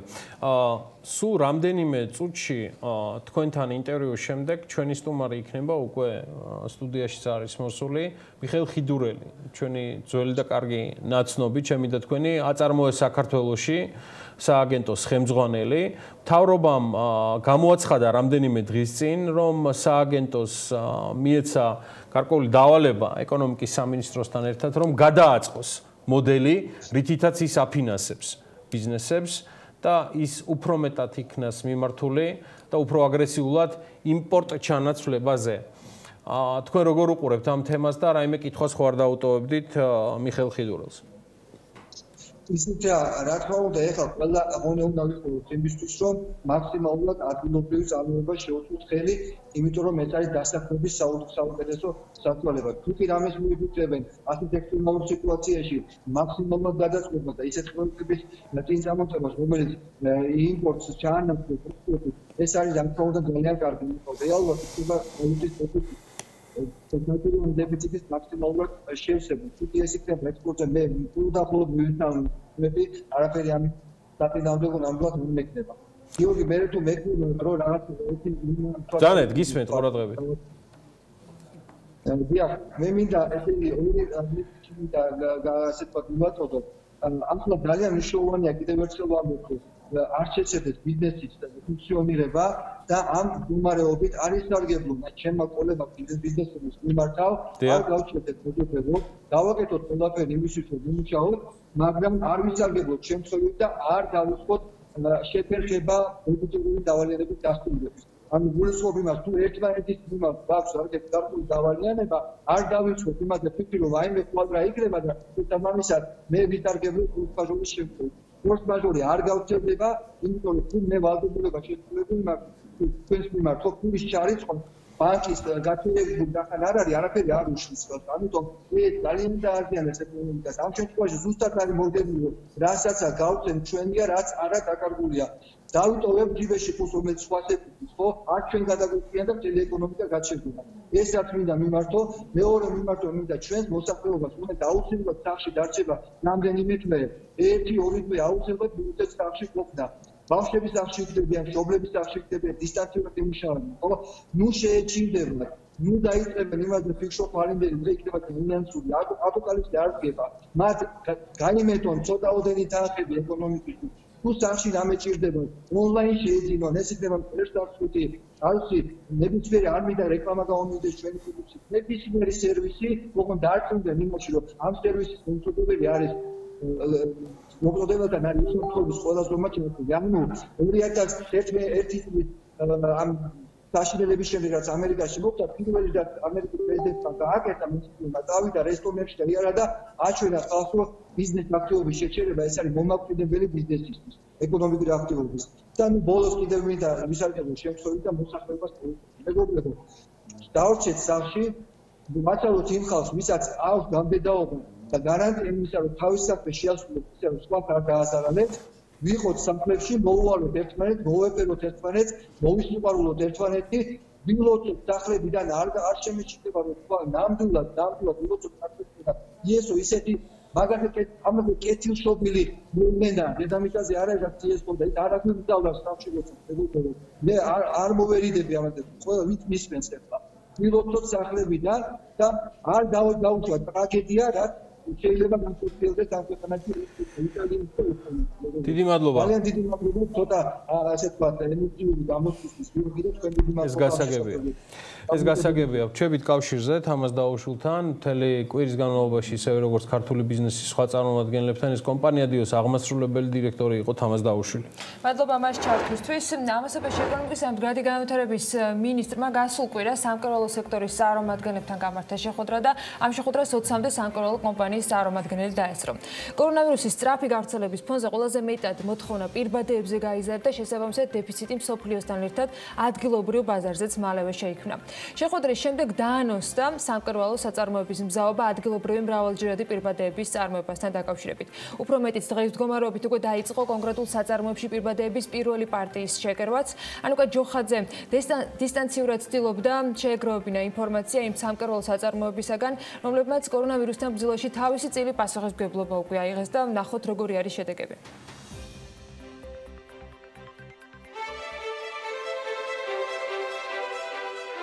აჭარა ტექსტილი პირველი აღმოჩნდა, რომელმაც მსოფლიოს უხილავ მტერთან ბრძოლაში თავისი წილი პასუხისმგებლობა თავის თავზე აიღო. საწარმომ მალევე მოახერხა გადაწყობა და მიზანიც დაისახა. საქართველოსთვის პირველ ეტაპზე აჭარა ტექსტილმა 500.000 ცალი პირბადე უნდა შეკეროს, თუმცა არც ამ რიცხვის გაზრდას გამორიცხავენ. მრავალჯერადი პირბადის დასამზადებლად კომპანია 300.000 ლარს გამოყოფს და დამზადებულ პირბადეებს სახელმწიფოს უსასყიდლოდ გადასცემს. საუბარია მრავალჯერადი გამოყენების პირბადეებზე, რომელსაც გამოყენების ინსტრუქცია აქვს და რომელიც დაავადებათა კონტროლის ცენტრთან არის შეთანხმებული და ასევე ჯანდაცვის მსოფლიო ორგანიზაციის რეკომენდაციებს ეყრდნობა. დამზადება უკვე დავიწყეთ. დაახლოებით 30.000 ცალამდე უკვე დამზადდა, მაგრამ ორ შაბათიდან უკვე შაბათ კვირას მისვენები, ვასვენები თანამშრომლებს, ორ შაბათიდან უფრო დიდი ძალებით დავიწყებთ ამის წარმოება და დაახლოებით 50.000 ჰექტარი შევქერავთ ყოველდღიურად. დაახლოებით ეხლა 50%-იანი დაფიქსირდა ისევ საწარმო.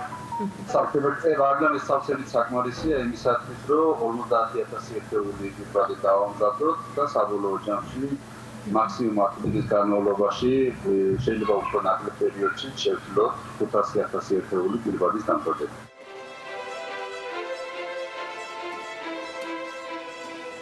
თავისი წარმოების სრულად გადაწყობა გადაწყვიტა თბილისში არსებულმა ტექსტილის საწარმო მოუმაც, რომელიც ერთი თვის განმავლობაში მხოლოდ ამ მიმართულებით იმუშავებს და პირველ ეტაპზე 100.000 პირბადეს შეკერავს. პირველი პარტიის წარმოება მოვში უკვე დასრულდა. პროცესში კი 40-მდე მკერავი იყო ჩართული. ჩვენ დავიწყეთ კერვა ხუთშაბათს. ამ დროისთვის არის 6.000-მდე შეკერილი პირბადე. ზუსტად რაოდენობაზე მართალი რომ გითხრათ არ მქონდა საუბარი, მაგრამ დაახლოებით ალბათ დღეში გამოგვდის 2.000-მდე. შესაბამისად თქვენ ახალი ალბათ დაგჭირდება. პირბადეები იკერება მარლისგან, ეს არის 12-ფერიანი მარლა, ლუგარის სპეციალურად ლუგარში დაგვიმტკიცეს ეს მარლა, იყო სხვა ნიმუშებიც გადაგზავნილი, მაგრამ აპრობაცია მიიღო მხოლოდ მან 12-ფერიანმა მარლამ სიმკვრივით 20. არის მრავალჯერადი, ირეცხება კიდევაც დაუთოვება საჭიროებს. მოვთანდა აჭარა ტექსტილთან ერთად პირბადეების ადგილობრივი წარმოების პროგრამაში საერთო ჯამში 10-მდე სამკერვალო საწარმოა ჩართული. წარმოებული პირბადეები კი კერძო სექტორთან თანამშრომლობით იმ ადამიანებზე და კონტინგენტზე გადანაწილდება, ვისაც დღეს ის ყველაზე მეტად სჭირდება. ცალკეული საწარმოების, ამ შემთხვევაში სამკერვალო საწარმოების გადაწყობის გარდა პროცესების ადაპტირება აწარმოების საქართველოს მენეჯმენტს ეკონომიკის სამინისტროდან მთელ გუნდს ბევრი მიმართულებით უწევს. რა არის პირველი დღეს წესრიგში, როგორ მიდის დაანონსებული სამუშაო პროცესი, იგულისხმება როგორც საწარმოების გადაწყობა, ისე სასტუმრო ბიზნესებისათვის სესხის თანადაფინანსების კომპონენტის ამოქმედება და კიდევ არაერთი. მიხეილ ხიდურელთან სააგენტო საწარმოო საქართველოში ხელმძღვანელთან ვაგრძელებთ საუბარს, მოგესალმებით, მადლობა. ვიდრე კონკრეტულ კითხვას დაგისვამთ, პირველ რიგში მაინტერესებს თქვენი სამუშაო რეჟიმი დღეს რა მიმართულებაზე არის მთავარი აქცენტი ეკონომიკის სამინისტროს იმ გუნდისა, რომელსაც თქვენ წარმოადგენთ. კი ბატონო, დიდი მადლობა პირველ რიგში ჯანმრთელობას უსურვებ ყველას. რა თქმა უნდა, მთელი რესურსი მობილიზებული არის იმის გარშემო, რომ მაქსიმალურად მოხდეს პირველ რიგში ნაკლები ზიანი ქვეყნისთვის, ჯანმრთელობის კუთხით და მეორე არ დაზიანდეს ეკონომიკა. ეს ორი, როგორც პრემიერმა ისაუბრა, რაღაცა ბალანს ვეძებთ და ამისთვის, რა თქმა უნდა, ჩვენი სამინისტრო მობილიზებული არის მთელი გუნდით, რომ იმუშაოს ერთი იმ გამოწვევებზე, რომელიც დღეს დგას და თქვენ ნახეთ, რომ ჩვენ ეკონომიკის სამინისტროსთან ერთად ძალიან სწრაფად ფაქტობრივად 2 დღის განმავლობაში დავაორგანიზეთ და გადავაწყოთ რამდენიმე სამკერვალო სექტორი და მათი, ესე ვთქვათ, კეთილი ინიციატივით და ჩვენი, ესე ვთქვათ, ნედლეული მასალის მოპოვებით, რომელიც აღმოჩნდა, რომ ძალიან საინტერესო ალტერნატივა არის იმ პოლიპროპილენის პირბადეებზე, ეს არის დოლბანდისგან დამზადებული პირბადები, რომელიც არის მრავალჯერადი მოხმარების. შესაბამისად, ეს არის ესე ვთქვათ, ერთი ნაწილი, მეორე ნაწილი არის, რა თქმა უნდა, ჩვენ მუშაობთ გეგმაზე, თუ როგორ შეიძლება რომ გავშალოთ უფრო ის სექტორები, რომელიც თქვენ იცით, რომ 2019 წლის ბოლოს ჩვენ, ესე ვთქვათ, ოპტიმიზაცია გავაკეთეთ და ჩავკეტეთ, ეხლა ვფიქრობთ, რომ ეს ყველაფერი გავშალოთ და მეტი სტიმული მივცეთ ბიზნესს, შეიძლება გადაიხეთოს ასევე ის პროცენტული თანადაფინანსება, რომელიც ჩვენ გვაქვს და უფრო ხელმისაწვდომი გახდეს.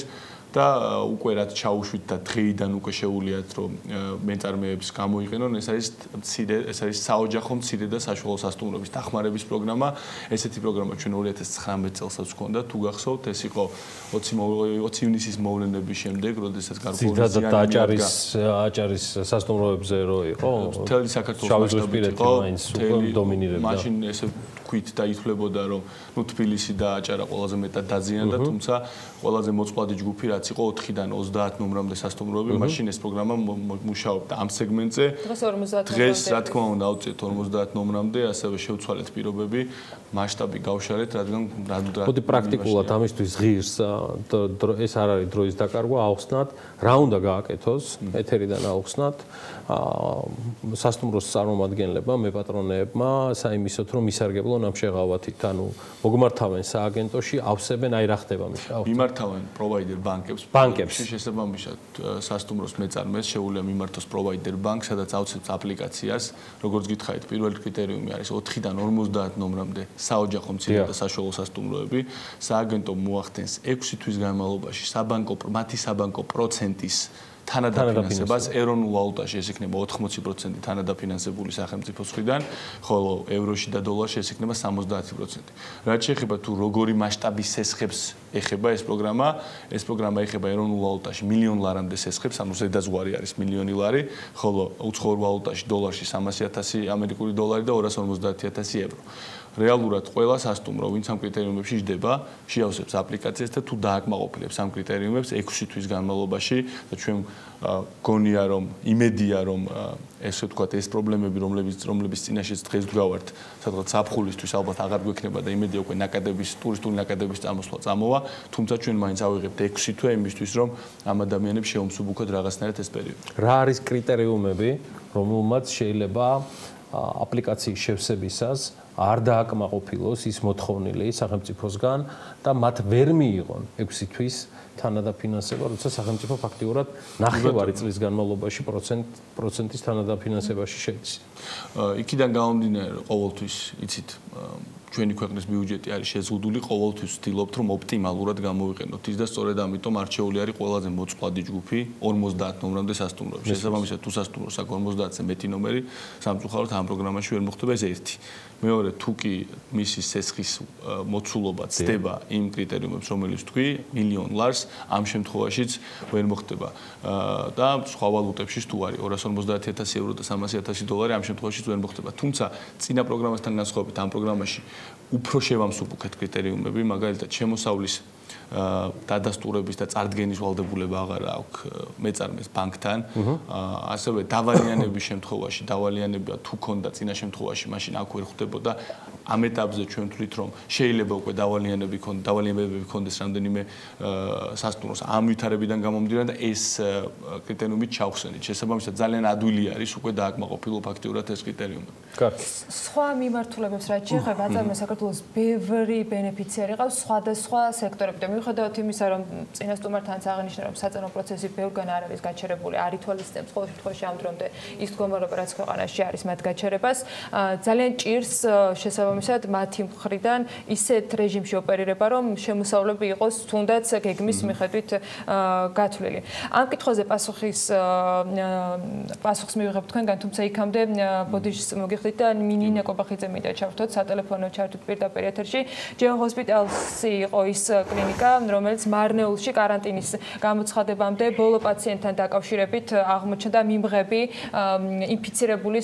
ინფიცირებული პაციენტისა, სადაც დღეს საგანგებო რეჟიმზე არის გადასული ეს ჰოსპიტალი. მინდა განვაახლოთ ინფორმაცია თქვენგან, როგორც ვიცით, განსაკუთრებულ რეჟიმში მიდის მუშაობა. მოგესალმებით და თუ შეიძლება ბოლო მონაცემები და ბოლო ინფორმაცია მოგვაწოდეთ კლინიკის კი ბატონო, დილამშვიდობის ბოლო მონაცემებით პრინციპში ჩვენ 2 საათიდან გუშინ უკვე ოდესის პაციენტზე დავიწყეთ მოქმედებები 2 საათიდან კლინიკა არის საკარანტინო რეჟიმში გადასული. ყველა ექიმი, რომელიც ჩავთვალეთ საჭიროა, რომ დარჩენილიყო კლინიკაში, კლინიკაში რჩება. ექიმები, რომლებიც შეიძლებოდა რომ თვითიზოლაციაში გაგვეშვა, გავუშვით. იდენტიფიცირებულია ყველა ადამიანი, ვისაც იმ მდგომარეობით იმ დღეს კლინიკასთან შემხებლობა ჰქონდა. ჩვენი კლინიკა რჩება ისევ карантиნის რეჟიმში, გვაქვს სპეციალური რეჟიმი, კლინიკის ხელმძღვანელი და უზრუნველყოფს ყველანაირი დაწყებული მედიკამენტებით დასრულებული საკვებით უზრუნველყოფას კლინიკის. ალბათ საველე კლინიკას ველოდებით, რომელიც გაშენდება ჩვენი კლინიკის მიმდებარე ტერიტორიაზე. აღჭურვილები ვართ, ექიმები არიან ზაობაში, ნებისმიერი მდგომარეობისთვის ვართ. პაციენტის ჯანმრთელობის მდგომარეობა და ასევე გამომდინარე იქიდან, რომ მას ჰქონდა შეხება ძალიან ბევრ ადამიანთან, ხომ არ დაფიქსირებულა კიდევ სამწუხარო ფაქტი დაინფიცირებისა თქვენს კლინიკაში ან სხვა ინფორმაციას ხომ არ ფლობთ? ჯერჯერობით არ არის დადასტურებული არც ერთი ფაქტი, თუმცა დაკვირვებას ვაწარმოებ, რა თქმა უნდა, ყველა იმ ადამიანზე, ვისაც ჰქონდა პაციენტთან შემხებლობა, იცით, რომ საკმაოდ მძიმე სიმპტომები შემოვიდეს 3 დღის წინ პრაქტიკულად ავტომატურ რეჟიმში გახდა მისაესწრებელი მართვის უთქვაზე. ჩვენ ყველა წესი დავიცავით დაავადების კონტროლის ცენტრთან ერთად კოორდინაციაში. მას ახლავს უმძიმესი თამდევი დაავადებები, არაერთხელ გადატანილი ინსულტი, შუნტირება და ასევე დიაბეტი. ძალიან დიდი იმედი მაქვს, რომ ჩვენი ექიმები მოახერხებენ მაინც მისი მდგომარეობიდან გამოყვანას და მადლობა მინდა გადავხადო ყველას, ვინც გუშინ ჩაერთო და გადმოიყვანეს აქ თბილისში, სადაც არის ცენტრალიზებული კორონავირუსის პაციენტების მიმღებლობა გახსნილი. ჯანდაცვის მინისტრს მინდა უთხრა მადლობა, პირადად იყო ჩართული ამ პროცესში და ჩვენ მაქსიმალურად ვართ მზად და ვაკვირდებით იმ ადამიანებს, ვინც იყო ამ 3 დღის განმავლობაში ჩვენ ცენტრთან და ზოგადად ამ ქალბატონთან შეხებაში და ამ ინფორმაციებს ვიკვლევთ, რა თქმა უნდა, სიტყვასთან ერთად. მადლობა ნინა კობახიძე, კომპანია ჯეო ჰოსპიტალსის ქსელის სამეფო უყურებელ საბჭოს თავმჯდომარე. მან მოგვაწოდა განახლებული ინფორმაცია გუშინდელ ფაქტზე მარნეულში ჯეო ჰოსპიტალსის კუთვნილ კლინიკაში დაინფიცირებულ პაციენტთან დაკავშირებით, რომლის მდგომარეობა არის საკმაოდ მძიმე. ის გადმოყვანილი არის უკვე დედაქალაქში და აქ ხდება მისი კლინიკური მეთვალყურეობა. სხვა ინფორმაცია ხო, ბარემ აქვე ვიტყვი, დაინფიცირებულებთან დაკავშირებით ამ ეტაპზე დაფიქსირებული არ არის. და ვაგრძელებთ საუბარს მიხეილ ხიდურელთან, აწარმოებს საქართველოში ხელმძღვანელი. და მოკლედ გავიმეორებ ჩემ კითხვას, რაც შეეხება სხვა ბენეფიციარებს, რომლებიც სხვა მიმართულებით მუშაობენ არასასტუმრო ბიზნესს, თუ გაქვთ ინფორმაცია, თუ მოდის თქვენთან ინფორმაცია, რა რეჟიმში მუშაობენ და არის თუ არა სხვა მხრივ პრობლემები? კი ბატონო, ისე როგორც ყველა სხვა ბიზნესის წარმომადგენლებთან, საწარმოებთან, რა თქმა უნდა, იქნა გაცემული ის რეკომენდაციები, რომლებიც უნდა დავიცვათ, არის კომუნიკაცია, ანუ არის ხოლმე კითხვები კონკრეტულ შემთხვევებში, ძირითადად კითხვები ეხებოდა ხოლმე ბოლო პერიოდში, ანუ დაიკეტოს თუ არა ჩვენი საწარმო. დღესდღეობით არანაირი რეკომენდაცია გაცემული იმის თაობაზე, რომ საწარმო უნდა დაიკეტოს არ არის. თქვენ ხედავთ ეხლა ესე ვთქვათ ცოცხალ რეჟიმში მიდის წარმოება რამდენიმე საცამკერვალოში ისეთი სტრატეგიული ამის შემდგომ კიდევ ერთი სიუჟეტია ერთ-ერთ თქვენს ბენეფიციარზეც რომელიც ასევე მოქმედია კი ბატონო და ყველაზე კარგი რაც გამოჩნდა არის რომ სახელმწიფოს და კერძო სექტორის ესე ვთქვათ ერთად მუშაობით როდესაც ესე ვთქვათ ქვეყანას დიდი გამოწვევები უდგას ძალიან ეფექტურად და ოპერატიულად შეიძლება შედეგის მიღწევა მიშა ბოლო კითხვა იგულისხმება რამდენად შეგვიძლია უფრო დეტალურად საუბარი პრემიერ-მინისტრი, შემდგომ ეკონომიკის მინისტრი, თქვენი კომენტარიც მოვისმინეს, საუბრობდნენ არსებული ვითარებიდან გამომდინარე აწარმოეს საქართველოს ვერ ვიტყოდი პროფილის შეცვლაზე, მაგრამ ერთგვარ გადაწყობაზე.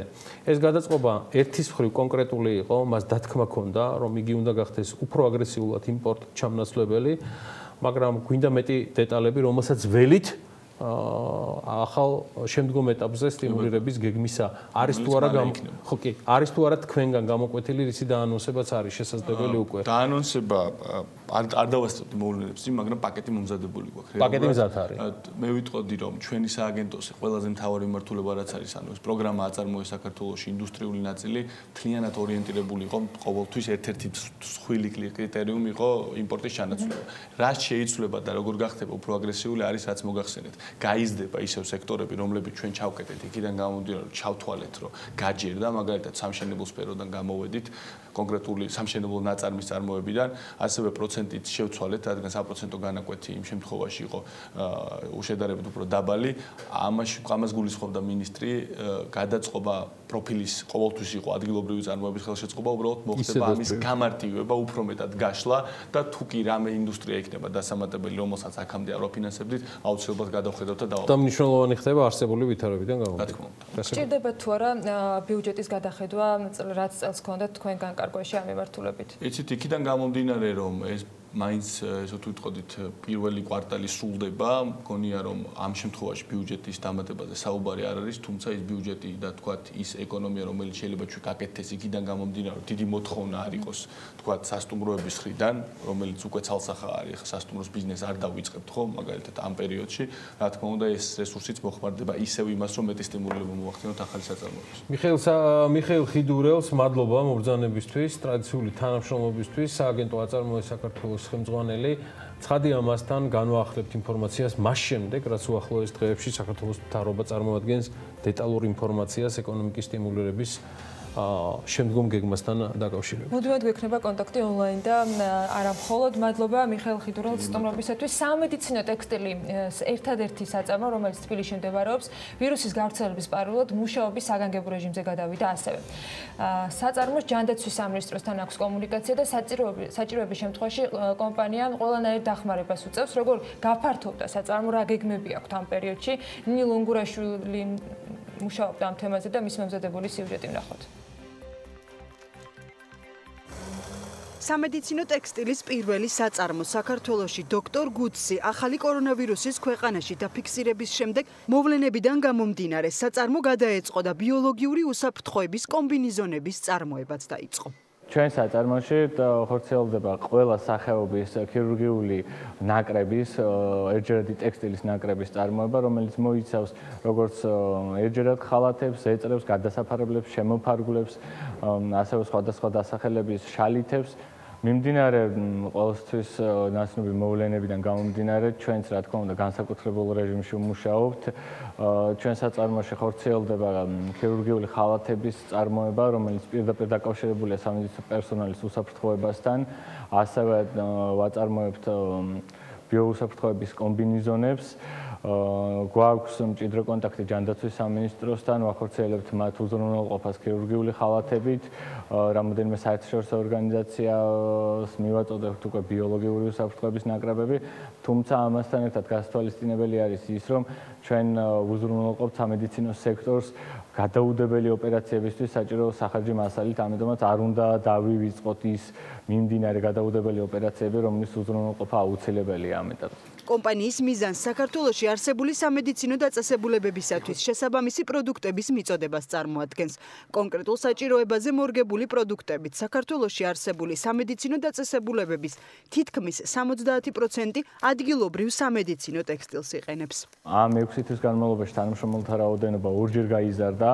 მიმდინარე მდგომარეობიდან გამომდინარე კიდევ ამატებ თანამშრომლებს და სადღაც 40 თანამშრომლამდე ავალთ ძალიან მოკლე პერიოდში.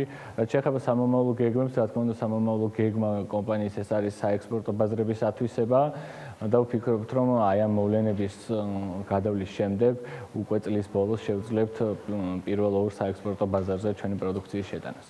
საწარმოში ამ ეტაპზე 40-მდე ადამიანია დასაქმებული, რომელთა რიცხვის გაზრდაც წლის ბოლომდე იგეგმება.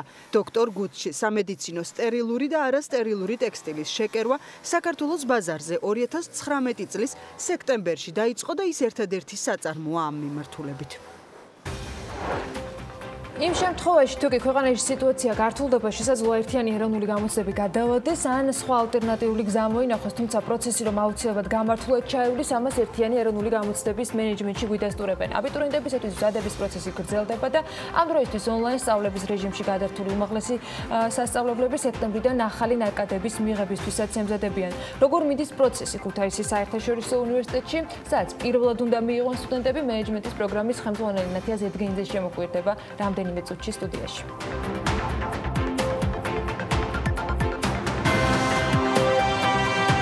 კორონავირუსმა ცხადად დაგვანახა, რომ თანამედროვე ტექნოლოგიები და ნუმეულის პროფესიები დღეს იმაზე მნიშვნელოვანი და მოთხოვნადია, ვიდრე მაგალითად ეს გუშინ იყო. კარგი განათლების მიღების მსურველთათვის ამ ვირუსის გავრცელების ფონზე შესაძლებლობები კიდევ უფრო მეტი კარის მიღმა ჩნდება, ვიდრე ადრე. კარგი მაგალითი ამისთვის ქუთაისის საერთაშორისო უნივერსიტეტი შეიძლება გახდეს, რომლის მენეჯმენტის პროგრამის ხელმძღვანელიც ნათია ზედგინიძე სტუდიაში გვერდება და დეტალებს თავად მოგვიყვება, როგორ მიმდინარეობს სამზადისი, რა დახვდებათ სექტემბერში სტუდენტებს, უკვე სტუდენტებს და დარწმუნებული რომ იქამდე კორონავირუსი სრულად იქნება დამარცხებული. ნათია, მოგესალმებით. მადლობა იმის რომ ხართ ჩვენთან ერთად. ვირუსს რომ დავამარცხებთ სექტემბრამდე ეს გარდაუვალი ამბავი არის, მაგრამ სამზადისი და პროცესი რომ არ უნდა შეფერხდეს, ეს მნიშვნელოვანი გამოწვევაა დღესდღეობით. აბიტურიენტები მზადებას განაგრძობენ ონლაინ რეჟიმში, განაგრძობს გამოცდების ეროვნული ცენტრი, კონსულტაციების გაცემას, რეგისტრაციას და ასე შემდეგ. თქვენი პროცესი როგორ მიდის, ამით დავიწყოთ საუბარი. დავიწყოთ იქიდან, რომ პროგრამები, რომლებიც ქუთაისის საერთაშორისო უნივერსიტეტში გახლავთ, ეს არის მიუნხენის ტექნიკური უნივერსიტეტის პროგრამების თანწყობილად და მათი კონცეფციებზე დაფუძნებით.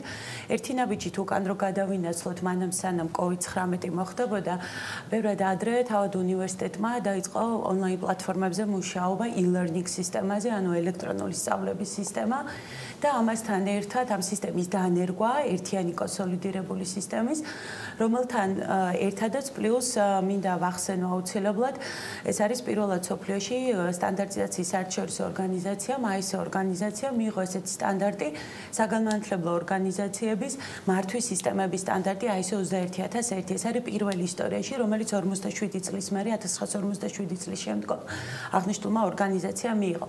რატო აღნიშნეს? აღნიშნული სტანდარტი თანამედროვე საგანმანათლებლო დაწესებულებებს უწესებს ერთ-ერთ მნიშვნელოვან პირობას, ეს გახლავთ სწავლების ხელმისაწვდომობა იმ ბენეფიციარებზე და იმ სტუდენტებზე, ვისთანაც რა თქმა უნდა აღნიშნული უნივერსიტეტი ზოგადად ორიენტირებულია. და სწორედ ამ ხელმისაწვდომობის ფარგლებში ერთ-ერთი სწორედ გახლავთ ელექტრონული სწავლება.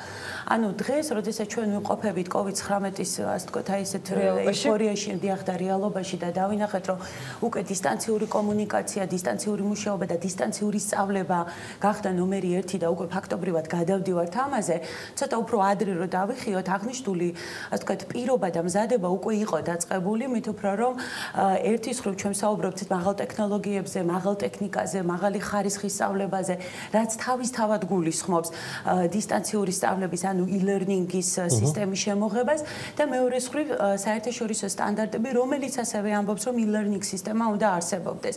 უფრო მეცაც გეტყვით, ჩვენ ახლა გვაქვს გამოცხადებული და კიდევ ვაცხადებთ, ახლაც არის გამოცხადებული აკადემიური პერსონალის შერჩევის კონკურსებია გამოცხადებული, სადაც ერთ-ერთი კრიტერიუმი, ასე ვთქვათ, რომელსაც ჩვენ ვაქცევთ ყურადღებას იმ პროფესორებში, როგორც საერთაშორისო, ასევე ლოკალურ დონეზე, ეს არის რამდენად აქვს პროფესორს, აკადემიურ პერსონალს, მოვალ აკადემიურ პერსონალს დისტანციური სწავლების გამოცდილება. ოღონდ დისტანციური სწავლება ეს არ არის მხოლოდ ლექციის ჩატარება დისტანციურად, არამედ ეს არის რამდენად მას შეუძლია ან აქვს გამოცდილება შექმნას ელექტრონული რესურსები, ელექტრონული წიგნი, ელექტრონული მასალები. ეს COVID-მა გაგვიახლა ეს მოთხოვნა თუ გედოთ თავიდანვე? იმიტომ რომ მე ბატონ ალექსანდრესთან რო მქონდა ინტერვიუ. ეს თავიდანვე გვედოთ, თქვენ თუ რო გადახედოთ თავად ასე ვთქვათ უნივერსიტეტის მიერ გამოცხადებულ თუნდაც კონკურსებს, ყველა გამოცხადებულ მასალაში არის ესეთი პუნქტი e-learning resources, ანუ ელექტრონული სწავლების რესურსების გამოცდილება, ელექტრონული პლატფორმების გამოყენების გამოცდილება, რომელსაც თავად ტუმი, ანუ მიუნხენის ტექნიკური უნივერსიტეტი და ყველა პროგრესული უნივერსიტეტი დღევანდელობაში იყენებს, მით უფრო, როდესაც ჩვენ ვამბობთ უნივერსიტეტ, რომ ჩვენ ვართ საერთაშორისო უნივერსიტეტი, ანუ უნივერსიტეტი, სახელმწიფო საერთაშორისო უნივერსიტეტი, რომელიც უნდა იყოს ხელმისაწვდომი ასევე საერთაშორისო სტუდენტებისთვის, რა თქმა უნდა, და უნდა იყოს ხელმისაწვდომი ნებისმიერი პირისთვის.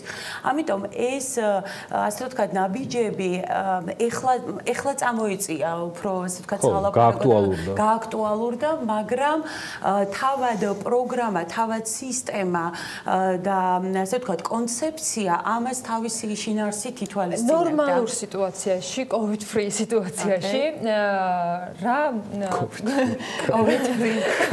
რა მოცულობით შეიძლება იყოს, ანუ რა წილი შეიძლება ეკავოს დისტანციურ სწავლებას უნივერსიტეტში, ეს არის რაიმე ინსტრუქტორს დაქვემდებარებული თუ საჭიროებიდან გამომდინარე და ლექტორის შესაბამისი და სტუდენტების მოთხოვნიდან გამომდინარე იქნება ადაპტირებული, იმიტომ რომ აი დღევანდელ განათლების სისტემაში ვიდრე ეს ვითარება შეიქმნებოდა, იყო რაღაცა კოეფიციენტები გამოყოფილი და 100%-იანი დატვირთულობა არ იყო, თქვათ, ხელმისაწვდომი. თქვენ შემთხვევაში, როცა ამ საერთაშორისო სტანდარტებს უყურებთ, რას ითვალისწინებს და რას გულისხმობს? ჩვენ წელს გვაქვს პირველი მიღება, საუბარი არის 1050 სტუდენტზე, სადაც ჯამში 1050 სტუდენტზე, რომლებიც განაწილდებიან 3 პროგრამული მიმართულებით, 3 პროგრამა გვაქვს პირველი მიღება, ეს გახლავთ მათემატიკა, ეს არის კომპიუტერული მეცნიერება და მენეჯმენტი. 1050 სტუდენტიდან 50 სტუდენტი გათვლილი არის რაოდენობრივად საერთაშორისო სტუდენტებზე. რადგანაც ეს არის, ასე ვთქვათ, პირველი მიღება, ესე კონკრეტულად ახლა კოეფიციენტი და ციფრი ვთქვათ, რამდენი იქნება დისტანციურ სწავლებაზე, ამას ალბათ არ იქნება სწორი. მაგრამ ის პლატფორმა და ის ტექნიკური ინფრასტრუქტურა, რომელიც სჭირდება ზუსტად დისტანციურ სწავლებას და მთლიანად, ხომ ეს ეცით აი COVID-19-ისგან რო გამოვიდეთ და კიდევ უკან რომ ავიღოთ, ხომ მთელი ინფრასტრუქტურა, რომელშიც კოლოსალური თანხები იდება, ეს არის უპრეცედენტო, თამამად შეგვიძლია ვთქვათ, უპრეცედენტო ინვესტიციების მქონე, უპრეცედენტო შესაძლებლობების და ინფრასტრუქტურული ხარისხის მქონე საკამპუსო საგანმანათლებლო კვლევითი სამედიცინო ერთი სივრცე, რომელიც არა მარტო საქართველოში, არამედ ფაქტობრივად მთელ რეგიონში და იმის იქითაც ძალიან იშვიათია. აქედან გამომდინარე, ეს არ არის მარტო კარგი საცხოვრებელი ფართი და კამპუსი, სადაც სტუდენტი იცხოვრებს და სადაც ექნება ყველა სტუდენტური სერვისი. ეს არის კვლევითი და საგანმანათლებლო ინფრასტრუქტურის ყველაზე მაღალ დონეზე არსებული ტექნიკა და ტექნოლოგია, რომელსაც სჭირდება ასევე, რა თქმა უნდა, შესაბამისი აკადემიური პერსონალი, რომელიც, რა თქმა უნდა, შეძლებს ამ რესურსის გამოყენებას. ხო, იმიტომ რომ არსებობს ზოგადად მაგალითები, როდესაც ტექნიკა, ტექნოლოგია არსებობს, მაგრამ ადამიანები არ არსებობენ, ვისაც შეუძლიათ რომ ეს ტექნიკა გამოიყენონ, იმიტომ რომ უფრო უსწრებს ტექნოლოგია წინ ადამიანის გარკვეულ ცოდნას და შესაძლებლობებს.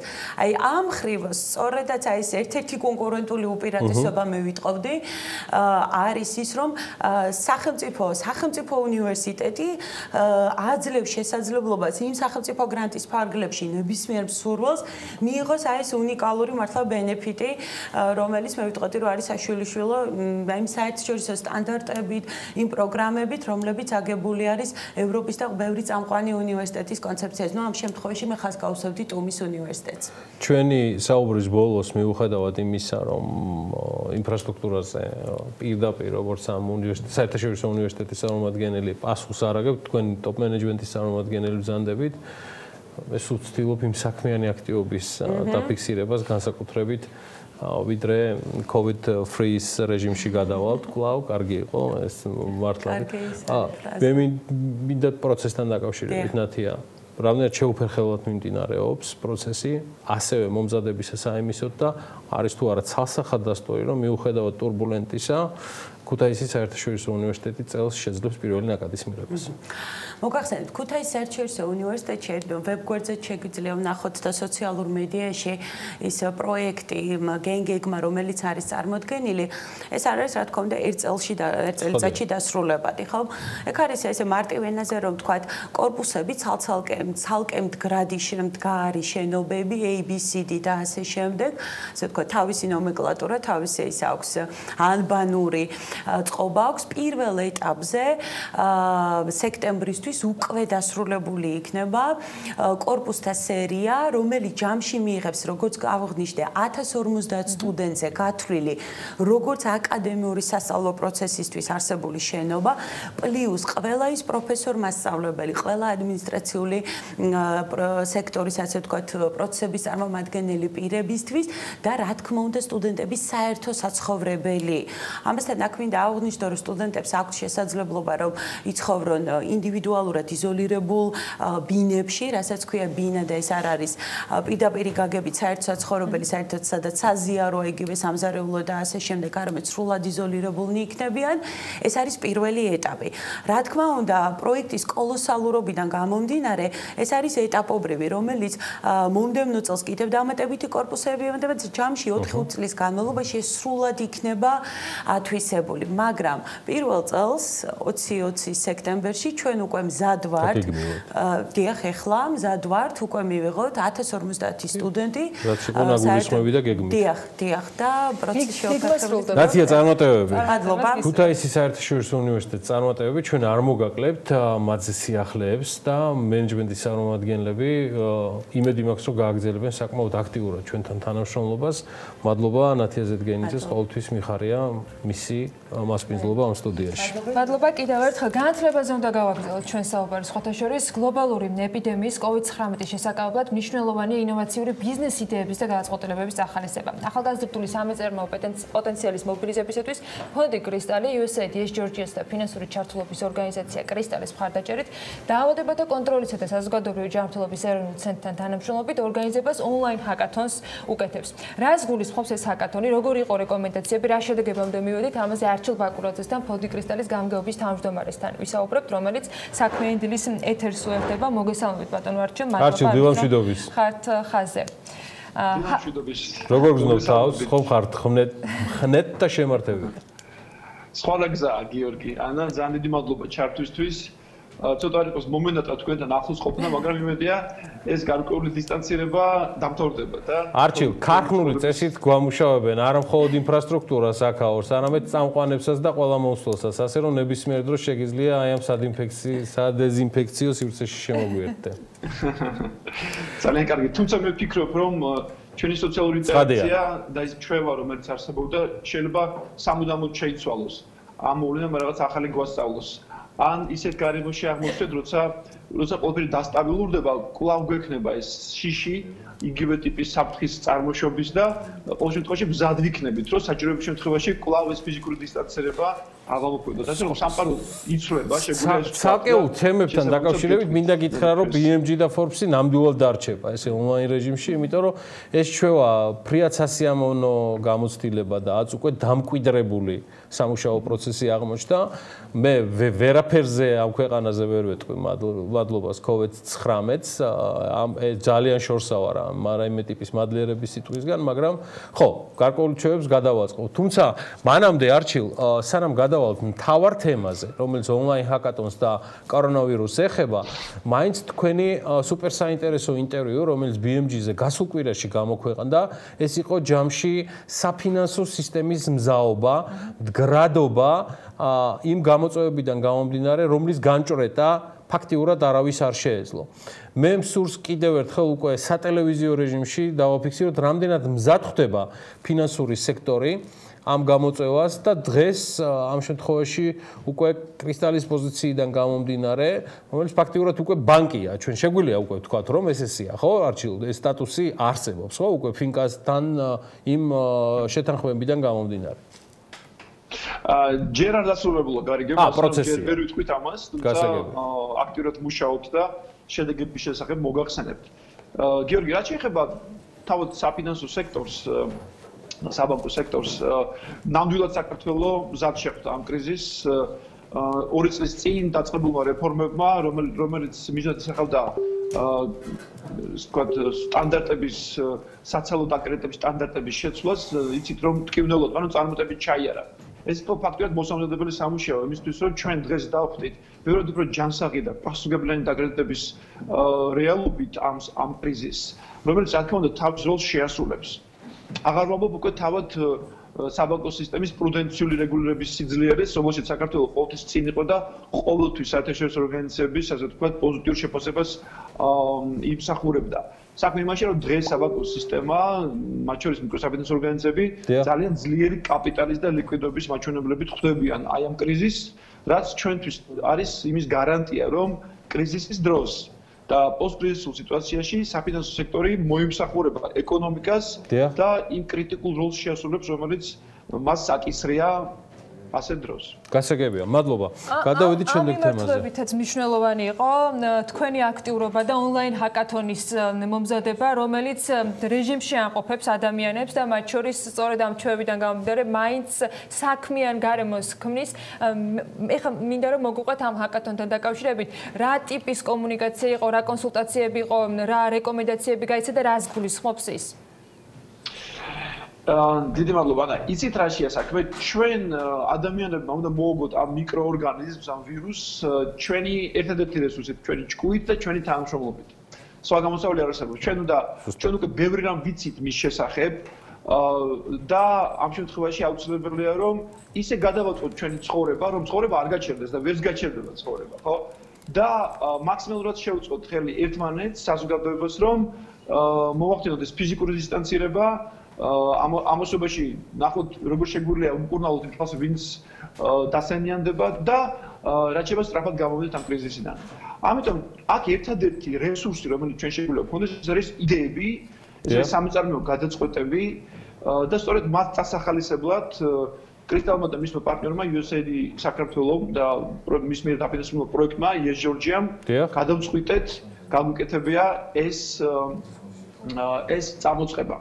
ეს არის ღია ყველა ახალგაზრდისთვის, ამ შემთხვევაში მინდა დავუზუსტო, რომ 18 წელს ზევით არის ასა კი, იმიტომ რომ იდეების განხორციელება რა თქმა უნდა გარკვეულ რისკს მოიცავს და ჩვენ ამ რისკის მართვის გეგმა გვაქვს, მაგრამ ზედა ზღვარი არ დავაწესეთ, იმიტომ რომ პრინციპში ნებისმიერ შეუძლია მიიღოს მონაწილეობა და მიზანი არის რომ ვიპოვოთ და დავაფინანსოთ სწრაფადვე ისეთი გადაწყვეტები, რომელიც მოიცავს ფიზიკური დისტანცირების ხელშეწყობას, კრიზისულ პერიოდში საკვების მიწოდების და სხვა კრიტიკული საჭიროების ასე ვთქვათ პროდუქტების მიწოდების ჯაჭვს.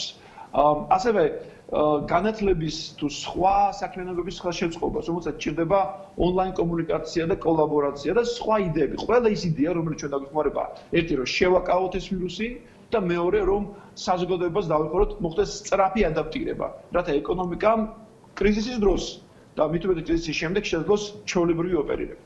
რაც შეეხება შემდეგ არჩევანს და განკარგვას იმ დაფინანსებისა, რომელიც თქვენ გაქვთ გამოყოფილი თქვენს პარტნიორებთან ერთად, რა პროცესს უკავშირდება ეს, რა ვადას უყურებს და რადგან სისწრაფე ახსენეთ თავისთავად ეს რეჟიმი, იმედი მაქვს რომ ძალიან მალე დამთავრდება და ამისთვის ყველაფერი უნდა გავაკეთოთ, დროულად იქნება ალბათ საჭირო რომ წინადადების განხილვა მოხდეს და რა თქმა უნდა გამოვლენა იმ ადამიანების წინადადებისა, ვინც ამისთვის იმუშავებენ. აი ეს ნაწილიც რომ გითხრათ, რა ვადებს უყურებს და რა რეჟიმს უყურებს საკითხების განხილვისა. კი ბატონო, ჩვენი განაცხადების მიღება მთავრდება 24-ში დღის ბოლოს, ღამის 12 საათზე. შემდეგ მოხდება განაცხადების დამუშავება, ჩვენ ვეცდებით ერთნაირი ტიპის განაცხადები დავაკავშიროთ კიდევაც და მოხდეს ეს თქვა ამ იდეების გაძლიერება და განვითარება სხვადასხვა ადამიანების და გუნდების მიერ, მაგრამ აუცილებლად მოხდება დაახლოებით 15 მაქსიმუმ 20 გუნდის შერჩევა. ეს 20 გუნდი უკვე 26 და 27 მარტს შაბათ-კვირას 48 საათის განმავლობაში იმუშავებენ ამ იდეების უკვე პროექტებად ქცევაზე. მათ დაეხმარებიან გამოცდილი მენტორები და ისინი კვირას საღამოს წარდგებიან უკვე ჟიურის წინაშე. ჩვენ ვაპირებთ ამ პროცესის ნაწილობრივ ასე ვთქვათ გაშუქებას, იმიტომ რომ ვფიქრობთ, რომ დღეს არის დრო, როცა შეიძლება სხვებაც მოისმინონ, როგორ ფიქრობს ბიზნესი და რას აპირებენ მეწარმეები. იმიტომ რომ შეიძლება ერთი იდეა, რომელიც დაიბადება, არჩი ქუთაისში, გამოუდგეს ვიღაცას თელავში და მაინც არ დაელოდოს ჩვენს დაფინანსებას და თვითონ დაიწყოს ეს ბიზნესი და ამ კრიზისულ ვითარებაში ის პრობლემები მოაგროს ამ ახალმა წამოწყებებმა, რომელიც საზოგადოების წინაშე დგას. წარმატებას გისურვებთ. არჩილ, დიდი მადლობა დავრჩეთ კავშირზე, ამ და ყველა სხვა თემაზე. მეც ვუერთდები ანას საუკეთესო ძალიან სწორ ხედვაში ამ კრიზისთან გამკლავებისა. კი, და ეს კრისტალს და პირადად არჩილ ბაკურაძეს ყოველთვის ახასიათებდა. არჩილ ბაკურაძე, ფონდი კრისტალის გამგეობის თავმჯდომარე, იყო ამ ბლოკის ბოლოს სტუმარი. მადლობა მას ჩართვისთვის. ვიდრე შემდეგ ბლოკთან დაკავშირებით დავაანონსებთ ინფორმაციას, როცა ბექაბაციკაძე და მისი სტუმრები თანაწამყვანთან ერთად შემოგვიერთებიან. აქვე მინდა რომ მაყურებელს ვაჩვენო ის კადრები, რომელიც მარნეულში არის გადაღებული.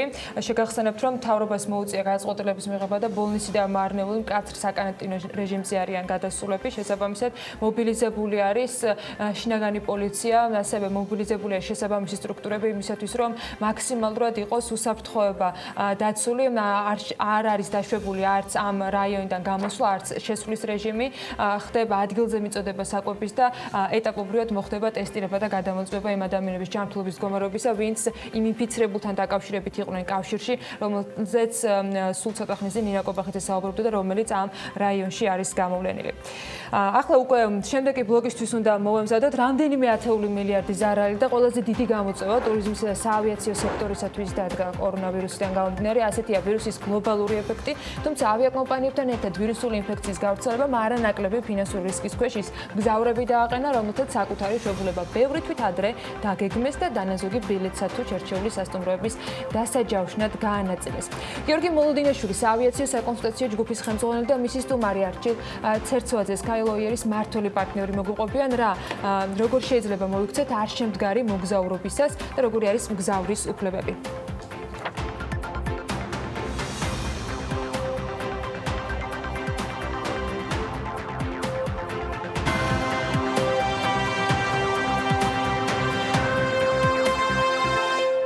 პირველ რიგში დაზარალდა ტურიზმი და ჩვენ უპრეცედენტო 1 მილიარდ ლარიანი პაკეტი შევთავაზეთ ტურიზმის. შემდეგ შევზღუდეთ რესტორნების და კაფეების ბიზნესი და იქაც არის შეღავათები, მათ შორის ქონების გადასახადი და საშემოსავლო გადასახადია გადავადებული. სხვა ღონისძიებებზე ვსაუბრობთ და ვეხმარებით ეს განცხადება ეკონომიკის მინისტრმა გააკეთა ნათია თურნავას თქმით, ეკონომიკური სტიმულირების გეგმა მოქმედი და საჯაროა.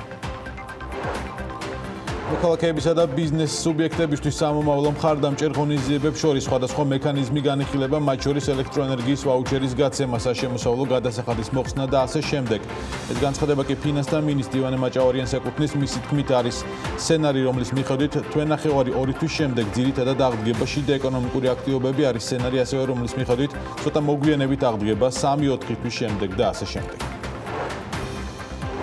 სატვირთო სატრანსპორტო საშუალებებზე ქვეყანას შემოსვლისას მაქსიმალურად ეფექტურად მიმდინარეობს კონტროლის აღსრულების პროცედურები. შემოსავლების სამსახურის ხელმძღვანელის ლევან კანკავას ინფორმაციით, საბაჟო კონტროლის შეზღუდვები მაქსიმალურად გამარტივებულია, რათა ტვირთების გადაადგილება სწრაფად და შეუფერხებლად მოხდეს.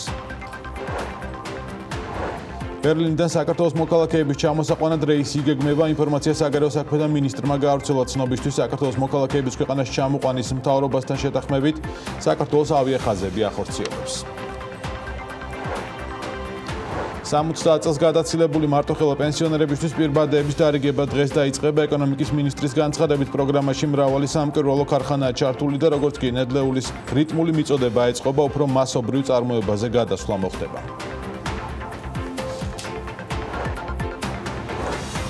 ფილმშვიდობის ბათუმის პორტი Fox Business-ზე პოპულარული ამერიკული ტელევიზიის ეთერით დევიდ დრეიკის საავტორო სიუჟეტი გავიდა, სადაც ავტორი ბათუმის პორტის ტერმინალის მშენებლობის შესახებ, მის გეოგრაფიულ მდებარეობას და საქართველოზე ყვება. რა აქცენტები კეთდება Fox Business-ზე გასულ რეპორტაჟში ვნახოთ სიუჟეტი. პოპულარულ ამერიკულ არხ Fox Business-ზე ბათუმის პორტის ტერმინალის მშენებლობის შესახებ დევიდ დრეიკის საავტორო სიუჟეტი გავიდა. სიუჟეტში ავტორი საქართველოს გეოგრაფიულ მდებარეობაზე და შავი ზღვის პოტენციალზე საუბრობს. ქვეყანას კი აზია ევროპის დამაკავშირებელ მთავარ კარიბჭედ იხსენიებს.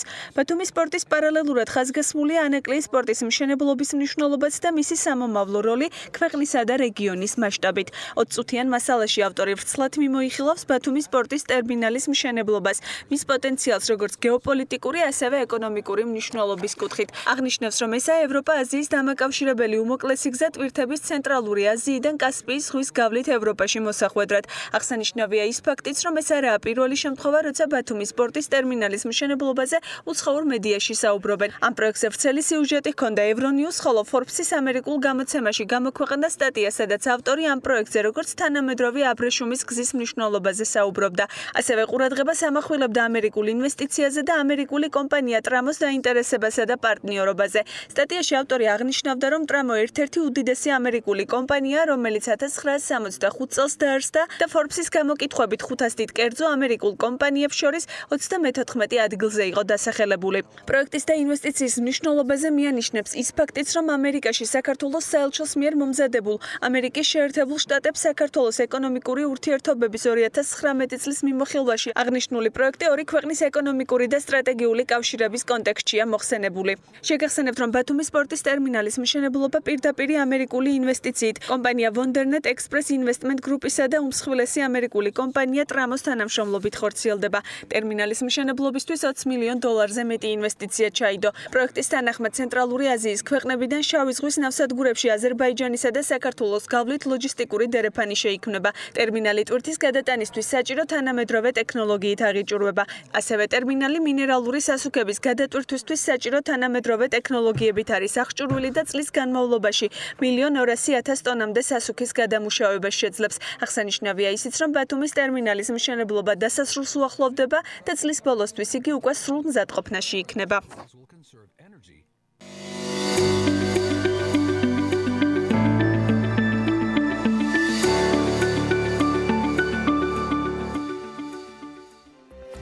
კორონავირუსმა რომ ავიაციის სექტორს ერთ-ერთი ყველაზე დიდი დარტყმა მიაყენა, ამაზე არაერთხელ ვისაუბრეთ და ფაქტები, უამრავი გადადებული და გაუქმებული რეისი, კოლოსალური ფინანსური დანაკარგები ამაზე ნათლად მეტყველებს. თან ეს პროცესი სექტორისთვის არის მიმდინარე, ყველაფერი იცვლება და მაინც და მაინც უკეთესობისკენ ხო ვერ ვიტყვით. ზარალს განიცდიან მომხმარებლების მგზავრები, რომლებსაც გადაადგილების საშუალება შეეზღუდათ და შესაძლოა ბილეთში გადახდილ ფულსაც ვერ იბრუნებდნენ, ან ეს პერსპექტივა იყოს ცოტა დროში გაწეული. რა უფლებები აქვთ მგზავრებს? გიორგი მოლოდინაშვილი საავიაციო საკონსულტაციო ჯგუფის ხელმძღვანელია საქმიანი დილაში, ის მას მინძლობს არჩილს ერწოდეს Skylowers-ის მმართველ პარტნიორს. დილამშვიდობის გიორგი. დილამშვიდობის ბექა, მივესალმები ჩვენს ტელემაყურებელს. მოგეხსენებათ, ბოლო პერიოდის განმავლობაში ასობით ავიარეისი გაუქმდა და ძალიან ბევრ ქვეყანაში შეწყდა ავიამიმოსვლა, რომელმაც შეუქმნა რეალური პრობლემა ადამიანებს გადაადგილების კუთხით, თუმცა უფრო დიდი პრობლემა შეუქმნა, რადგანაც მათ მიადგათ საკმაოდ დიდი ფინანსური ზარალი. სწორედ ამ უფლებების დაცვის კუთხით არსებობს ძალიან ბევრი რეგულაცია და საინტერესო წესი, რომელთან დაკავშირებითაც ჩვენ ვისაუბრებთ დღეს ჩვენ სტუმართან ერთად. მე მივესალმები არჩილ ცერცვაძეს, რომელსაც არ შეეშინდა კორონავირუსის და სტუმრობს დღეს სტუდიაში, თუმცა ვიცავთ ჩვენ დისტანციას. მოგესალმები არჩილ, დიდი მადლობა კიდევ ერთხელ სტუმრობისთვის. მოგესალმებით, მადლობთ მოწვევისთვის. პირველ რიგში, სანამ გადავიდოდეთ ჩვენ ამ ძირითადი ჩვენი თემის განხილვაზე, მოდი გითხარი მოკლედ თქვენი კომპანიის საქმიანობის შესახებ. კი ბატონო, კიდევ ერთხელ მადლობა მოწვევისთვის და ამ რთულ დროს რომ დრო გამონახეთ ამ საკითხზე სასაუბროთ. მე წარმოვადგენ კომპანია Skylowers, რომელიც არის იურიდიული კომპანია, რომელიც ავიამგზავრების უფლებებს იცავს ავიაკომპანიებთან ურთიერთობაში და სპეციალიზდება სწორედ კონკრეტულად ამ მიმართულებით. ყველა ისეთ შემთხვევაში, როდესაც ავიაკომპანიასთან ურთიერთობაში მგზავრების უფლებები ირღვევა, შეიძლება იყოს ეს დაკავშირებული რეისის შესრულებასთან ან ბარგთან, ყველა ასეთ შემთხვევაში ავიამგზავრებს უწევთ კვალიფიციური იურიდიული მომსახურებას დისტანციურად და ასე ვთქვათ, სამართლებრივ მომსახურებას მგზავრებისთვის, ჩვეულებრივი ფიზიკური პირებისთვის ხვდით ხელმისაწვდომს. ძალიან საინტერესოა. მოდი გადავიდეთ მომდევნო თემაზე, რაც ყველაზე მნიშვნელოვანია. ბოლო როგორც აღნიშნე რუბრიკის დასაწყისში ძალიან ბევრი რეისი გაუქმდა და ძალიან ბევრ ადამიანს მიადგა ფინანსური ზარალი. რამდენად გახშირდა თქვენი კომპანიისადმი მომართვები და მგზავრების პრეტენზიები და ასევე მაინტერესებს, რამდენად აკმაყოფილებენ ავიაკომპანიები ამ მოთხოვნებს. კი ბატონო, დავიწყებ პირველი კითხვით. საგრძნობლად მოიმატა მომართვიანობა ამ დროის განმავლობაში, იმიტომ რომ ასობით ან ათასობით რეისები გაუქმდა შექმნილი მდგომარეობის გამო და ყოველდღიურ რეჟიმში გვიწევს ძალიან ბევრი მომხმარებლისთვის ინფორმაციის მიცემა, მათ უფლებებთან დაკავშირებით რჩევადარიგების მიცემა სხვადასხვა ფორმებით. რაც შეეხება საკითხს იმის შესახებ, თუ რა უნდა დააკმაყოფილოს ავიაკომპანიამ და რა არ უნდა დააკმაყოფილოს. ამაზე ცოტა ცლად შევეცდებით რომ მოგახსენოთ, ანუ სტანდარტულ შემთხვევებში, როდესაც რეისი უქმდება, ავიაკომპანიას ევალება რომ მინიმუმ 2 კვირით ადრე შეატყობინოს მგზავრს გაუქმების შესახებ და შესთავაზოს ბილეთში გადახდილი ფულის დაბრუნება ან ბილეთში გადახდილი ფულის გადაცვლა სხვა ბილეთში უფასოდ. იმ შემთხვევაში თუ კი ამ დროით დისტანციას ვერ დაიცავს და 14 დღით ადრე ამას ვერ ეტყვის, მაშინ პლუს ამისა დამატებით უნდა გადაუხადოს ფულადი კომპენსაცია. თუმცა ამ შემთხვევაში გამონაკლისი ის არის, რომ ეს არ არის ავიაკომპანიის ბრალით გამოწვეული. არსებობს ესეთი ცნება, როგორც არის ფორს-მაჟორი, განსაკუთრებული ექსტრაორდინალური გარემოება, როდესაც რეისის გაუქმება არ არის გამოწვეული ავიაკომპანიის ბრალეულობით და ასეთ შემთხვევაში ავიაკომპანიას ეხსნება კომპენსაციის გადახდის ვალდებულება. ისეთ შემთხვევაშიც კი, როდესაც 14 დღით ადრე ვერ გააფრთხილა და მაგალითად წინა დღით უთხრა ფრენის გაუქმების შესახებ, კომპენსაციის გადახდის ვალდებულება ავიაკომპანიას ცალსახად არ ეკისრება. არჩილ, მე ჩაგეჭრები ამ თემაში მინისტრთა შეხვედრა იყო ევროკავშირის, სადაც განიხილეს არსებული სიტუაცია და ესეთი რაღაც პოზიცია გამოხატეს, რომ ვინაიდან ჩაიკეტა საზღვრები, ეს შეიძლება სწორედ განხილული იქნას როგორც ექსტრაორდინალური სიტუაცია, ანუ ფორს-მაჟორი და ავიაკომპანიები უნდა გათავისუფლდნენ იმ კომპენსაციის გადახდისაგან. თუმცა უამრავი რეისი გაუქმდა, სანამ ჩაიკეტებოდა საზღვრები. ამ შემთხვევაში როგორ უნდა მოიქცეს მგზავრი და როგორ უნდა აინაზღაუროს თავისი მიყერებული ზარა? კი ბატონო, ანუ ამ ფორს-მაჟორულ მდგომარეობაში ორი სცენარით განვითარდა ვითარება. ერთი იყო ის, რომ სახელმწიფოებმა მიიღეს გადაწყვეტილება, რომ საზღვრები ჩაიკეტათ ან კონკრეტულ მიმართულებებთან ფრენები, კონკრეტულ ქვეყნებთან ფრენები გაეუქმებინათ. ეს იყო ხელისუფლების გადაწყვეტილება, რომელსაც თავისთავად ავიაკომპანია უნდა დაემორჩილოს. ცალსახად ფორს-მაჟორია და ამ დროს ავიაკომპანიას არ ევალება კომპენსაციის გადახდა და მეორე შემთხვევა იყო, რომ მიუხედავად იმისა, რომ შეიძლება სახელმწიფო ორგანოებს ესეთი გადაწყვეტილება მიღებული არ ჰქონდათ, მაგრამ ავიაკომპანიებმა მაინც მიიღეს თავად ესეთი გადაწყვეტილება. რაც გამოწვეული იყო პირველ რიგში საკუთარი თანამშრომლების და არსებული მგზავრების ჯანმრთელობის დაცვის მიზნით, ხო? ესეთ შემთხვევაშიც კი, როდესაც სახეზე არ იყო ჯერ სახელმწიფოს მიერ მიღებული პრევენციული გადაწყვეტილება საზღვრების დაკეტვის ან ფრენების გაუქმების შესახებ, ავიაკომპანიის გადაწყვეტილება, რომ გაეუქმებინა ფრენები, მაინც იყო ამ მიზეზით გამოწვეული და მაინც მიიჩნევა ფორს-მაჟორულ გარემოებად, რა დროსაც კომპენსაციის გადახდის ვალდებულება ავიაკომპანიას არ ეკისრება, მაგრამ ბილეთის თანხის დაბრუნების ან ბილეთის სხვა ბილეთში უფასოდ გადაცვლის ვალდებულება კვლავაც ეკისრება მიუხედავად შექმნილი მდგომარეობისა და ავიაკომპანია ვალდებული არის, რომ მგზავრს დაუბრუნოს ის ფული, რაც მიიღო. ანუ ამ შემთხვევაში ავიაკომპანია თავისუფლდება ან კომპენსაციის გადახდისაგან, მაგრამ არ თავისუფლდება ბილეთის საფასურის დაბრუნებისაგან ან სხვა ბილეთში გადაცვლისგან. რა თქმა უნდა, ეს ორი, ანუ მოცემულ შემთხვევებში თუ კი ავიამგზავრებს გაუქმდათ ფრენა სწორედ კორონავირუსთან დაკავშირებული მიზეზის გამო, იქნება ეს ავიაკომპანიის გადაწყვეტილებით თუ სახელმწიფოების გადაწყვეტილებით, მგზავრებს ორი ალტერნატიული მოთხოვნა აქვს, რაც შეუძლია დაუყენოთ ავიაკომპანიას, ეს არის, რომ ან ფული დააბრუნოს ავიაკომპანიამ სრულად, რაც ბილეთში გადაიხადა, ან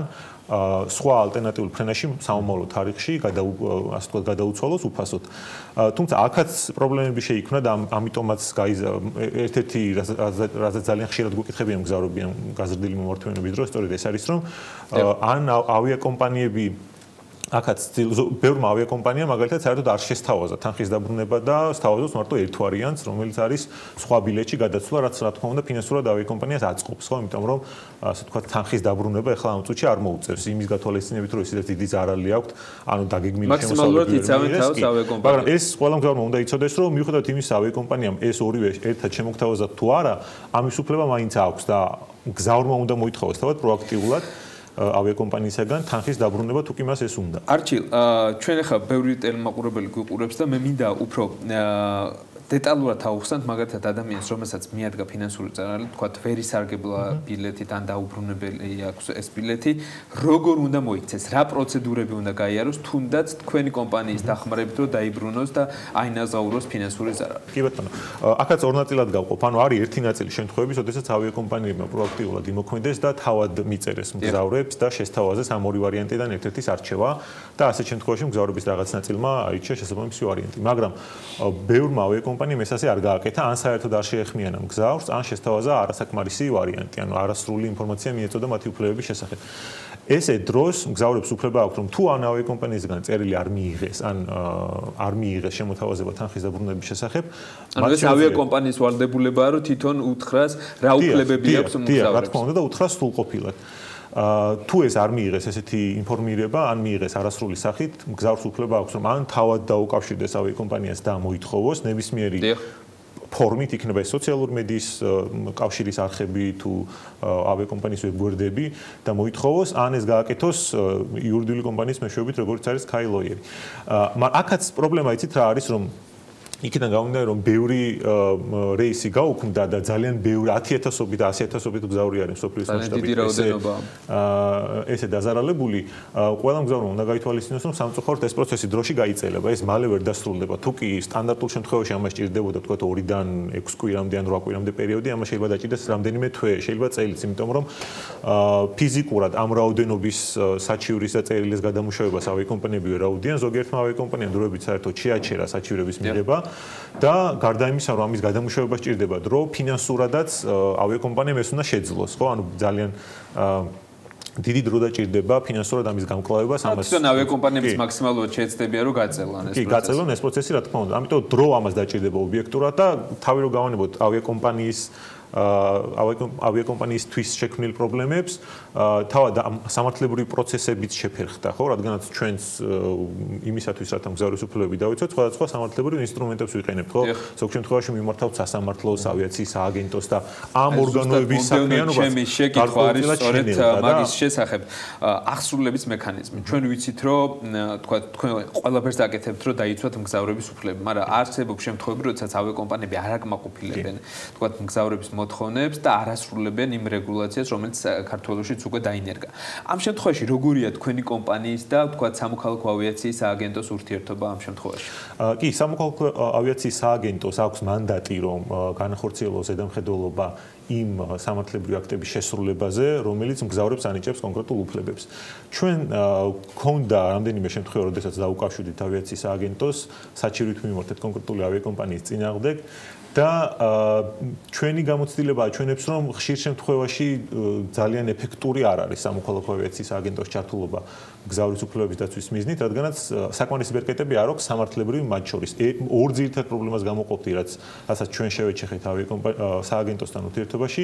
ერთი ის არის, რომ დედლაინები არ არის გაწერილი კარგად, ანუ მაგალითად როდესაც სააგენტოს მიმართავ საჩივრით ავიაკომპანიის წინააღმდეგ, შედეგის დადგომა მაინც გარკვეულწილად ავიაკომპანიის კეთილსინდისიერებაზე და კოოპერირებაზე არის დამოკიდებული. მაგალითად, როდესაც სააგენტო ჩვენ საჩივარს უგზავნოს ავიაკომპანიას, შეიძლება ავიაკომპანიამ რა დროში უნდა გასცეს პასუხი ან რა დოკუმენტები უნდა წარმოადგინოს, საერთოდ არ არის კარგად გაწერილი. შეიძლება რაღაც 6 თვე ავიაკომპანიამ არ უპასუხოს საერთოდ სააგენტოს საჩივარს და ამ დროის განმავლობაში მგზავრის უფლება არ იყოს დაცული.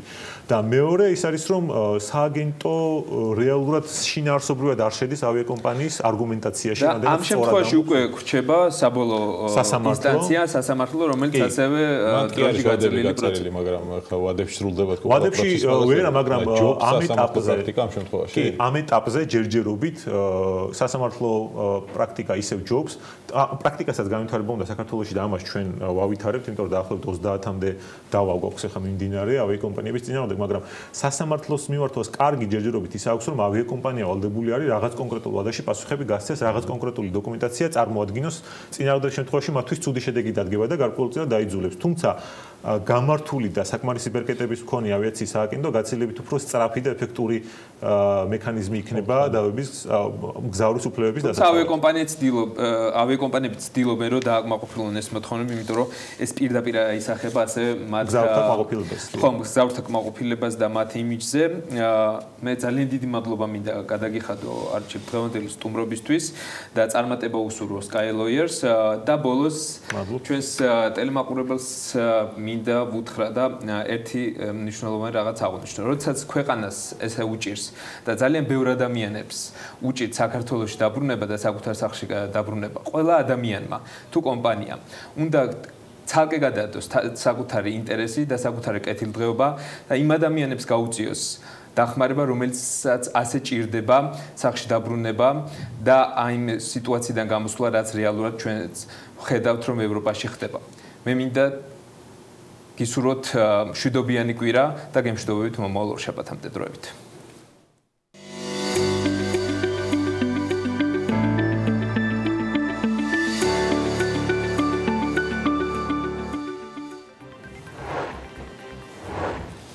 რა უფლებები ეზღუდებათ და რა ვალდებულებები ეკისრება დამსაქმებლებს და დასაქმებულებს საგანგებო მდგომარეობის პირობებში, როგორც წესრიგდება ფორს-მაჟორში სამართლებრივი საკითხები, სამართალი და ეკონომიკა. რამდენიმე წუთში საქმიანი დილის რუბრიკის ფარგლებში იურისტი დავით კლდიაშვილი თამთა ივანიშვილის უმასპინძლებს.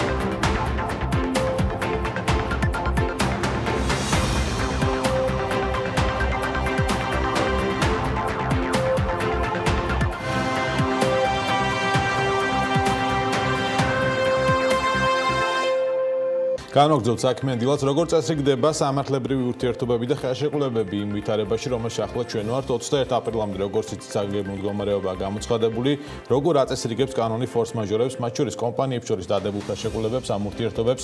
დავით კლდიაშვილი განაგზობს თემა ესაობას, თამთა ივანიშვილს მასპინძლობთ იურისტს საქმიანი დილის სტუდიაში. დილა მშვიდობის დავით. დილა მშვიდობის ბექა.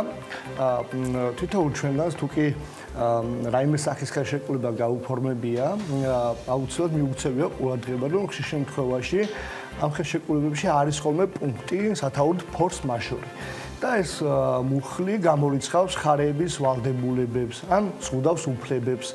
და მე როგორც იურისტი და ბევრ შემთხვევაში მქონია პრაქტიკაში ძალიან დიდ სიღრმეებში არ მივდიოდით ხოლმე ამ მუხლთან დაკავშირებით, იმიტომ რომ იქ ჩამოთვლილი გარემოები რაღაც არარეალური გვეგონა ხოლმე და ვფიქრობდით რომ შეიძლება არასდროს არ მომხდარი. მაგრამ სამწუხაროდ დღევანდელი პირობები ზუსტად გვაძლევს იმის საშუალებას და იმაზე ფიქრის საფუძველს, რომ ეს მუხლები უკვე ამოქმედდება ხელშეკრულებებში.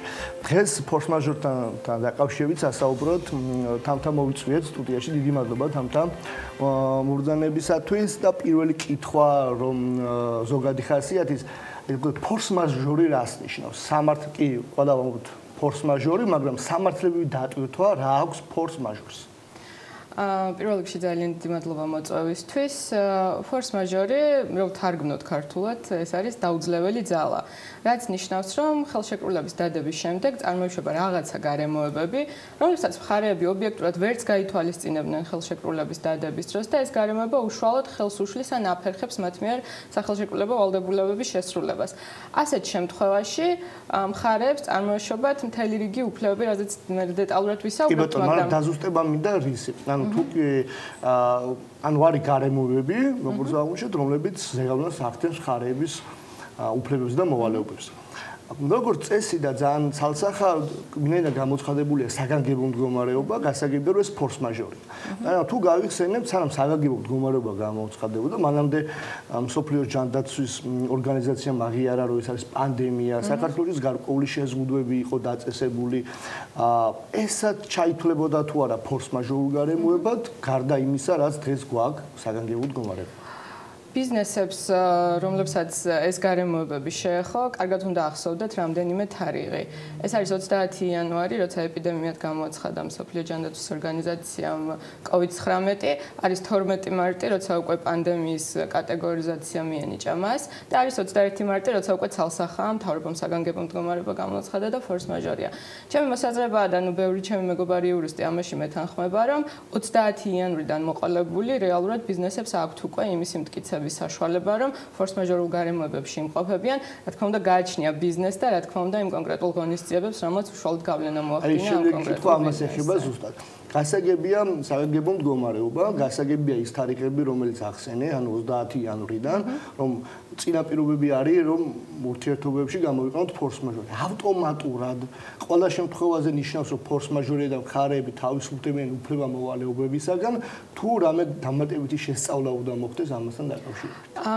ავტომატურად არავინ არაფრისგან არ თავისუფლდება, ამაზე ჩვენი სასამართლო პრაქტიკაც ძალიან ცალსახაა, აუცილებლად უნდა იყოს დაკმაყოფილებული რამდენიმე წინაპირობა იმისათვის, რომ მხარე მისარგებლოს იმ გამონაკლისებით, რაც ფორს-მაჟორულ გარემოებებს უკავშირდება. ეს არის პირველ რიგში ის, რომ ხელშეკრულება დადებული უნდა იყოს იმ გარემოებებამდე, რომლებზეც ახლა ჩვენ ვსაუბრობთ. მაგალითად,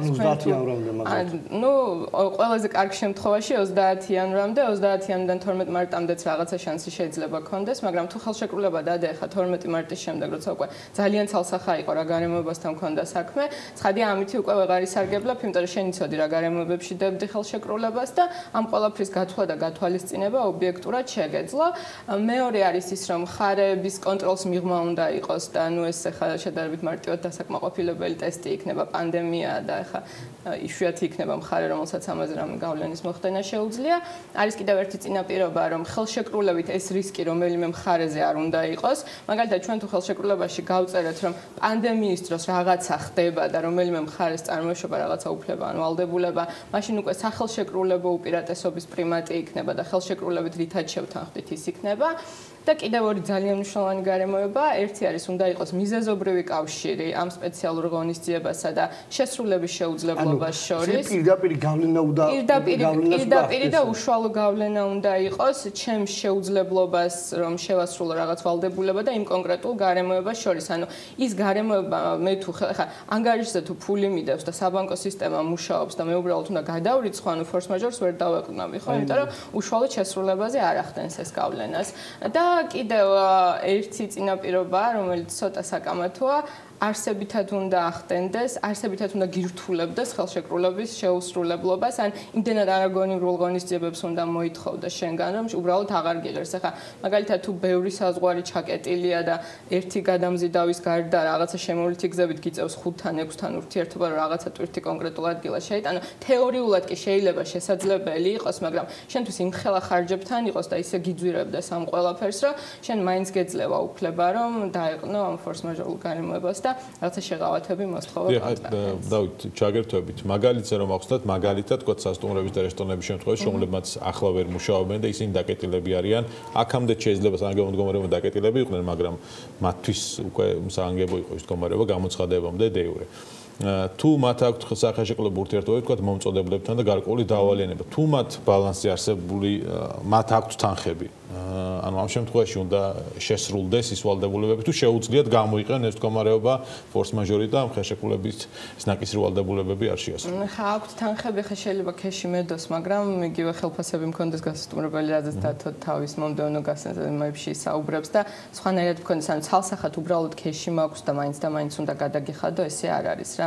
კონკრეტულად შესაძლებელი იქნება თითოეული გარემო თუ არ ვიხდე. ანუ ინდივიდუალურად ყველა საქმე იქნება ძალიან ინდივიდუალურად შესაძლებელი იმ წინაპირობებიდან გამომდინარე, რაც მე ჩამოვთვალე. თუმცა სასტუმროებს და რესტორნებს ყველაზე კარგად აქვთ ამ ნაწილში საქმე, თუ შეიძლება ამას კარგად ყოფნა დაერქვას, იმიტომ რომ ძალიან ცალსახაა ის გავლენა, რაც თავიდანვე ამ გარემოებებმა ამ ბიზნესზე იქონია.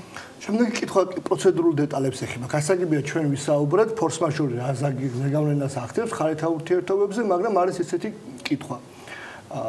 შეიძლება იყოს თეორიულად დაშვება, რომ ხელშეკრულებაში საერთოდ საუბარი არ იყო ფორს-მაჟორს. მეორე ვარიანტი იყო ფორს-მაჟორზე საუბარი, მაგრამ გარკვეულწილად პროცედურულ დეტალებს შეიცავდა. აი, მაგალითად მე ვარ კომპანია და ჩემზე ზეგავლენას ახდენს ფორს-მაჟორი. ასე უნდა გავჩერდე იმის იმედად, რომ ხელშეკრულებაში ფორს-მაჟორი მიწერია და ავტომატურად მოქმედებს, თუ რამე ნაბიჯები უნდა გადავდგა იმისთან დაკავშირებით, რომ რეალურად ამ ფორს-მაჟორმა ზეგავლენა მოახდინოს ჩემს ვალდებულებებს. კი ბატონო, ანუ აქ თლა ორი შემთხვევა არ გვაქვს პრაქტიკაში, გვაქვს უფრო სამი შემთხვევა.